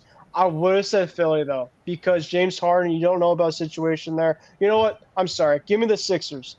And I always feel like they're Yeah. overrated every year, but I don't know. I'm gonna go Miami. I'll keep it to what it is. So I would say Miami for overrated for Eastern, and then for Western, give me Dallas. So those are my so it's essentially 2 elite for each conferences, 2 elite for most underrated, and 2 elite for most overrated.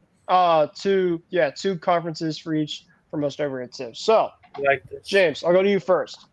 Your 2 most elite in each conference for team specifically could be. I'll just go Right. with like 1 team each. Right. And then your most 2 that are most underrated, 2 most overrated. All right.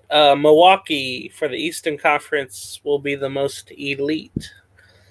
In Okay. the Western Conference, the Phoenix Suns. Mhm. Underrated for the East.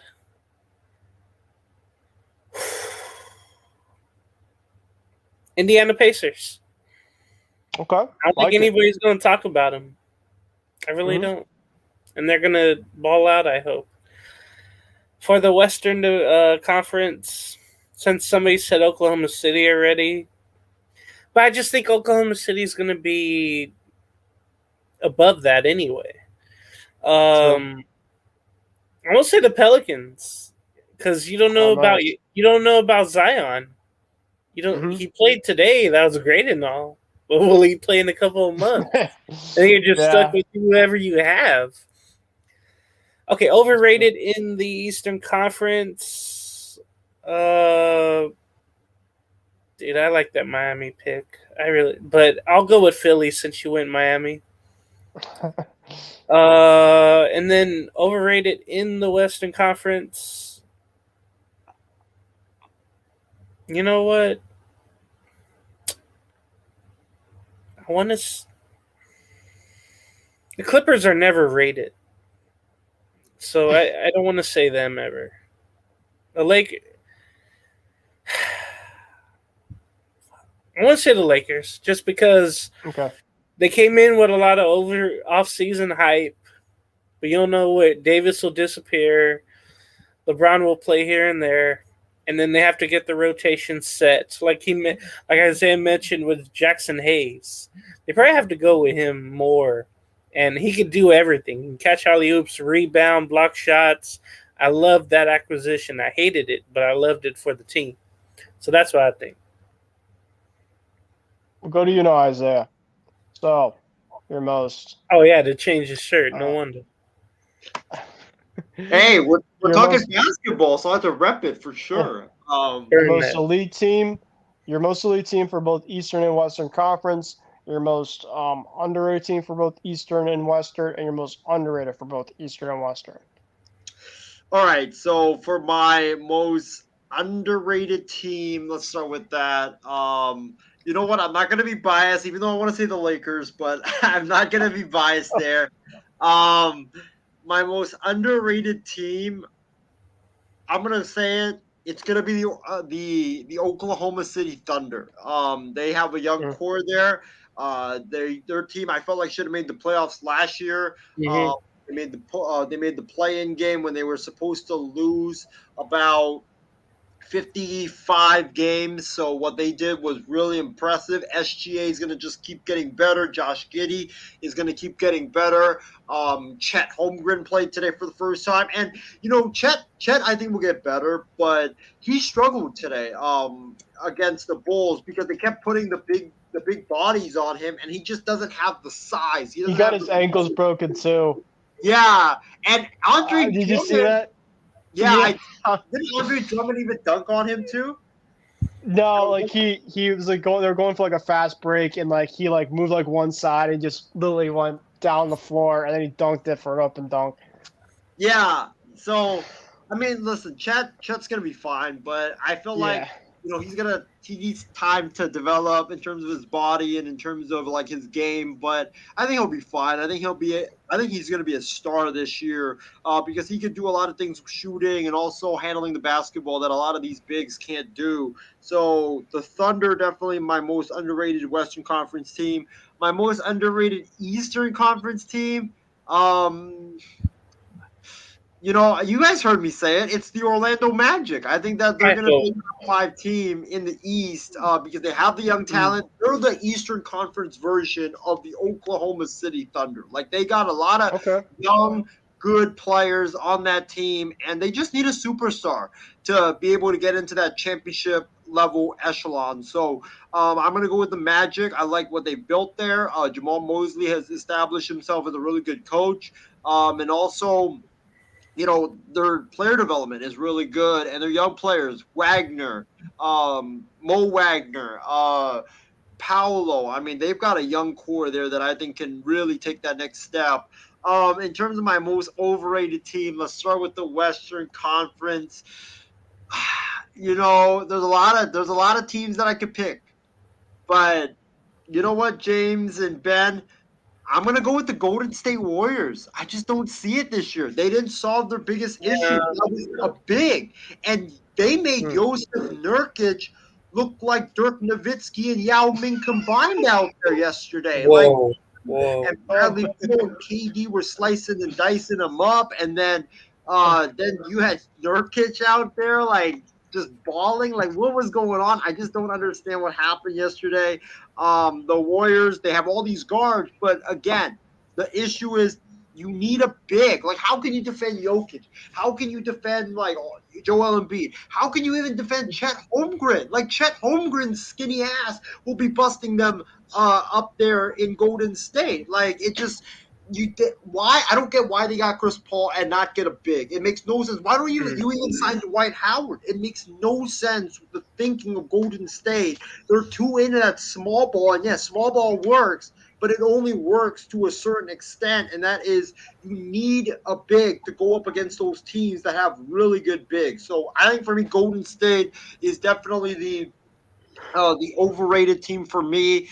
In the West, and then in the East, I can't believe you guys didn't mention this team, and that is the Chicago Bulls. There's something going on with the Bulls. They signed Vucevic back, DeMar DeRozan, Levine. They didn't change that up. Lonzo Ball is not going to be playing, sadly. Billy Donovan, he might be the first coach fired, and I hate to say that because I am a big fan of Billy Donovan, but it just seems like Bob Melvin with the Padres, just not the right fit for that group. So I'm going to go with the Bulls as my team, as my overrated team. And I'll throw you guys a hot take. I think that one of the two, between DeMar DeRozan and Zach LaVine, will be traded at the trade deadline. I want to put a past you for sure on that. So, all right, really quick, Eastern and Western Conference Finals predictions. So,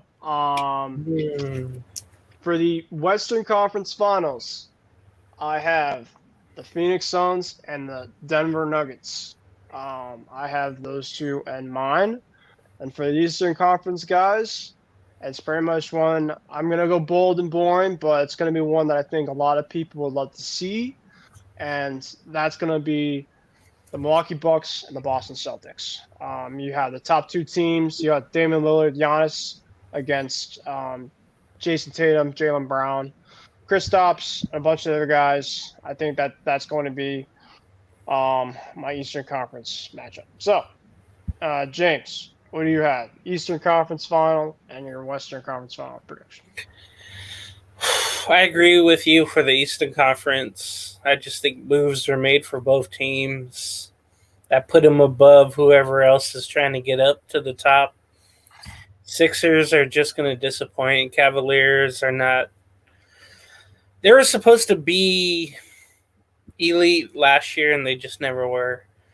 For the Western Conference, I have the LA. No, I'm just kidding. I have Nuggets and Phoenix Suns. And what about you, Isiah?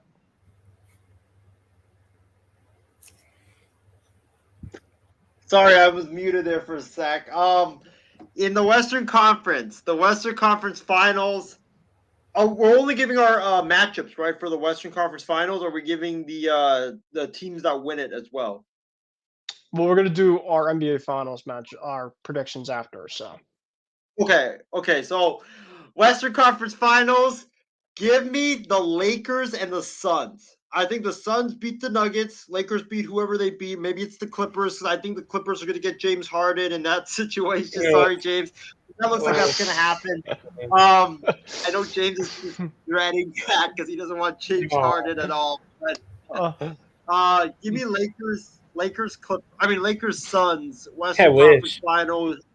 It's going to be a 7-game series. It's going to be a great series. And then in the East, oh my gosh. In the Eastern Conference, I got a bold surprise for you guys. Celtics versus Cavaliers in the Eastern Conference Finals. I think that, I might have to. I know I made my finals pick when we did our watch party at the end of it, but I might have to change that up a little bit after what I saw tonight. But Celtics and Cavs. I think the Cavs take another step up. Donovan Mitchell another year in Cleveland, and Boston. They look great with Porzingis, Tatum, Brown, even Drew Holiday out there. I mean, they look like a really complete team. Now we get to our NBA Finals prediction. So, I had Bucks and Celtics in the Eastern Conference. I had Nuggets and I had Suns.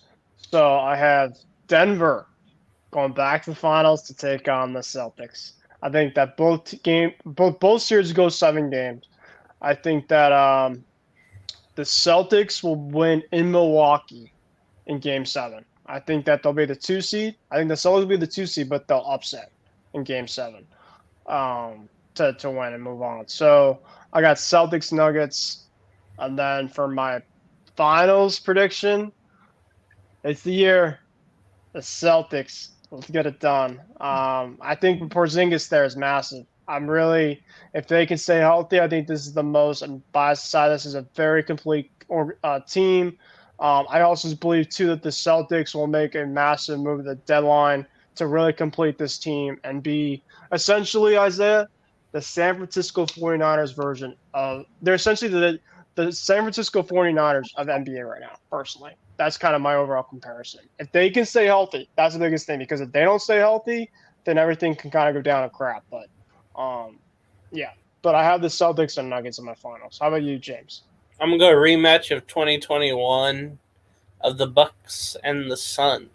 But this time... That's what a lot of people have been saying, yeah. In 6 games, I'm going to go the Phoenix Suns, winning their first championship ever. I hate it, and I hope it doesn't happen. I hope the opposite happens and the Bucks win. But I'm going to go Phoenix. I think the pressure's on them, and they're going to deliver for once. They're also going to make a move, just like you said Boston will. I think somehow Phoenix is going to find some way to improve their team to make it happen. Okay, I like it. All right, Isiah. You guys ready for this? Oh God! So I'll give you guys I'll give you guys a backstory. So this is gonna be the reason why I'm gonna go with these 2 teams in the finals is because this team, is going to trade for a superstar at the trade deadline because he's gonna be disgruntled. In the Western Conference, I got the Lakers over the Suns in 7. It's going to be a great series, like the Rangers and Astros series. It's going to be phenomenal. And then in the East, I am going to pick the Cleveland Cavaliers to beat the Celtics in 6. But here's the caveat. The Cavaliers will trade for Joel Embiid at the trade deadline. He's going to want out of Philly. Philly's going to be disgruntled. And here's another reason why, fellas. I think Embiid's going to be a Cav. Because the Cleveland Cavaliers need to do everything they can to entice Donovan Mitchell to stay, because he's only under contract, if I'm not mistaken. After this, he's got this year and next year, and that is it. And he's already said, like, hey, I'm not going to sign an extension. I want to be in New York, yada, yada, yada. But what if Joel Embiid is there? So I got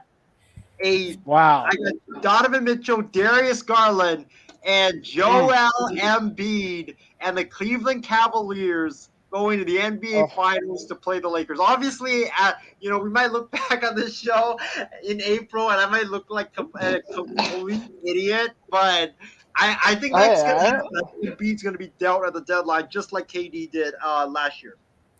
Isiah, what would the Cavaliers have to give up for Joel Embiid? Tell me.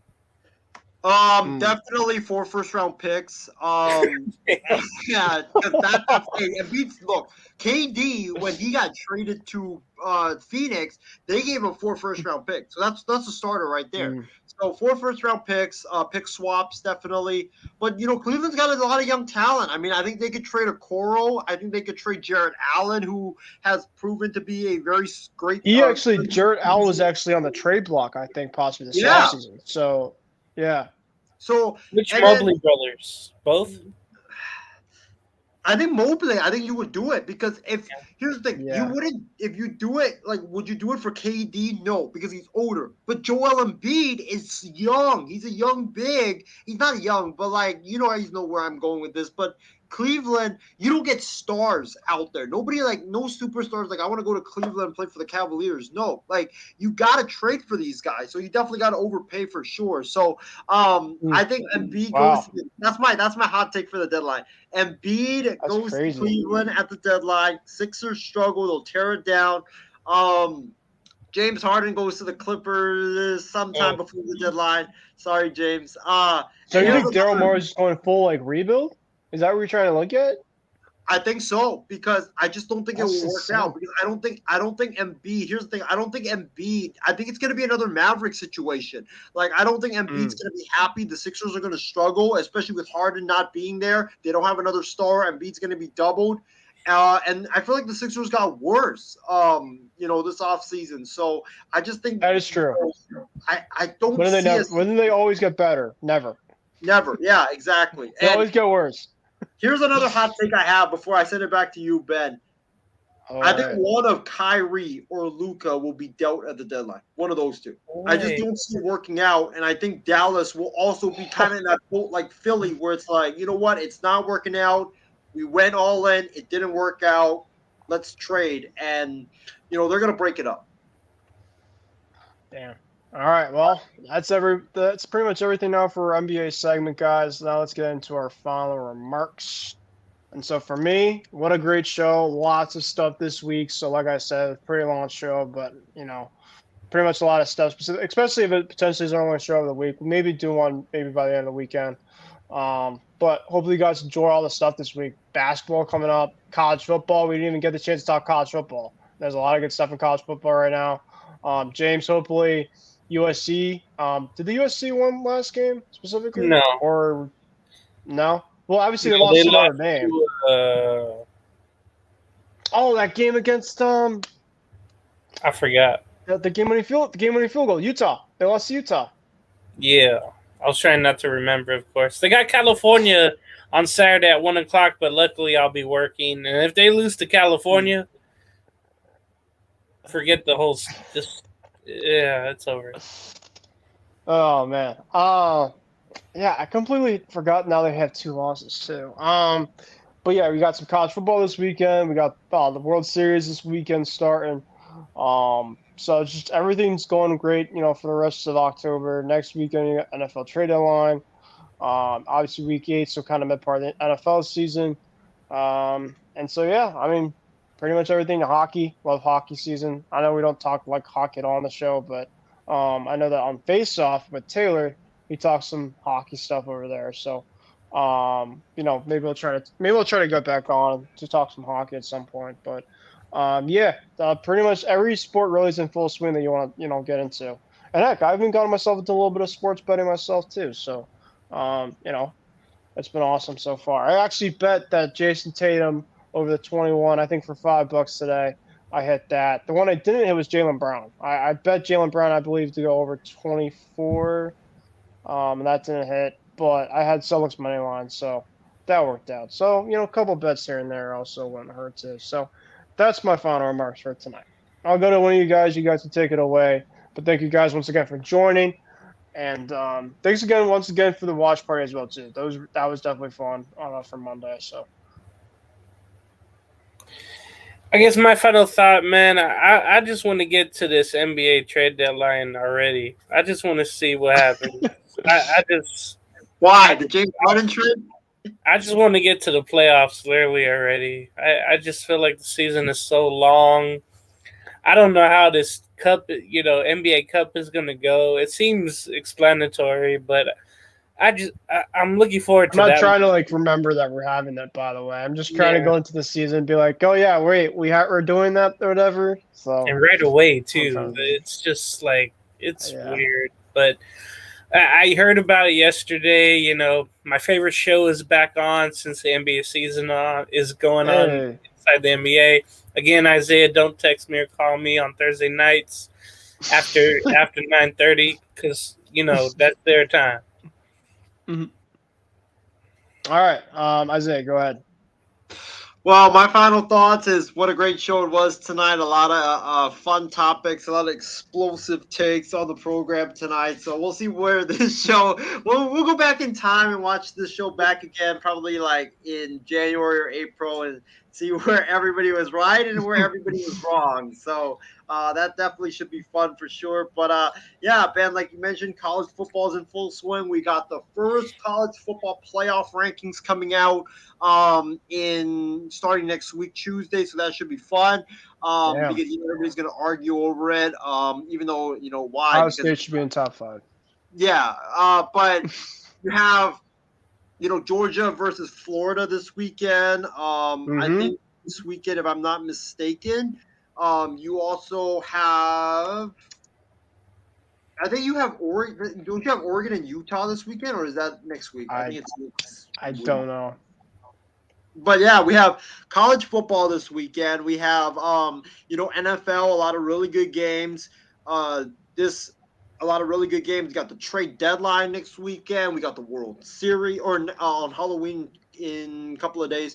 Then you have the World Series starting on Friday. You have NBA, like we mentioned, starting up. I mean, it's going to be it's a crazy time in sports. We'll try to do a couple more watch parties, maybe do maybe we'll do some NBA watch parties, who knows? But we'll definitely do some World Series watch parties for sure. So make sure you guys keep in touch on that. And yeah, I'm looking at, fellas, this is next week's college football for November the 4th. These are some of the big games that we've got. We've got number 15 LSU at number 9 Alabama. That should be fantastic. Do you want to? Is there a way we could put it onto the screen here? Yeah. I think we have it right here. It's like a tweet that I actually found. But before we get into that, though, I just want to give out one more hot take about the NBA. James, I'll spare you this. The Clippers won't get James Harden. I feel like the Lakers will get James Harden. They'll shock the world. And that, because Harden's value is super low at this point. But back to the college football item that we have right now on the screen, right there. Look at next week's college football, guys. Look at next week. This is next week right here. I don't know if you guys can see it off the screen, but we got LSU against Alabama. We have, and I'll try to make it a little bigger. We have Washington against USC. We have Missouri, who's having a good year, against Georgia. We have Kansas State against Texas. Remember, Kansas State won that the Big 12 last year. We have Notre Dame against Clemson. We have Oregon State versus Dion against Colorado.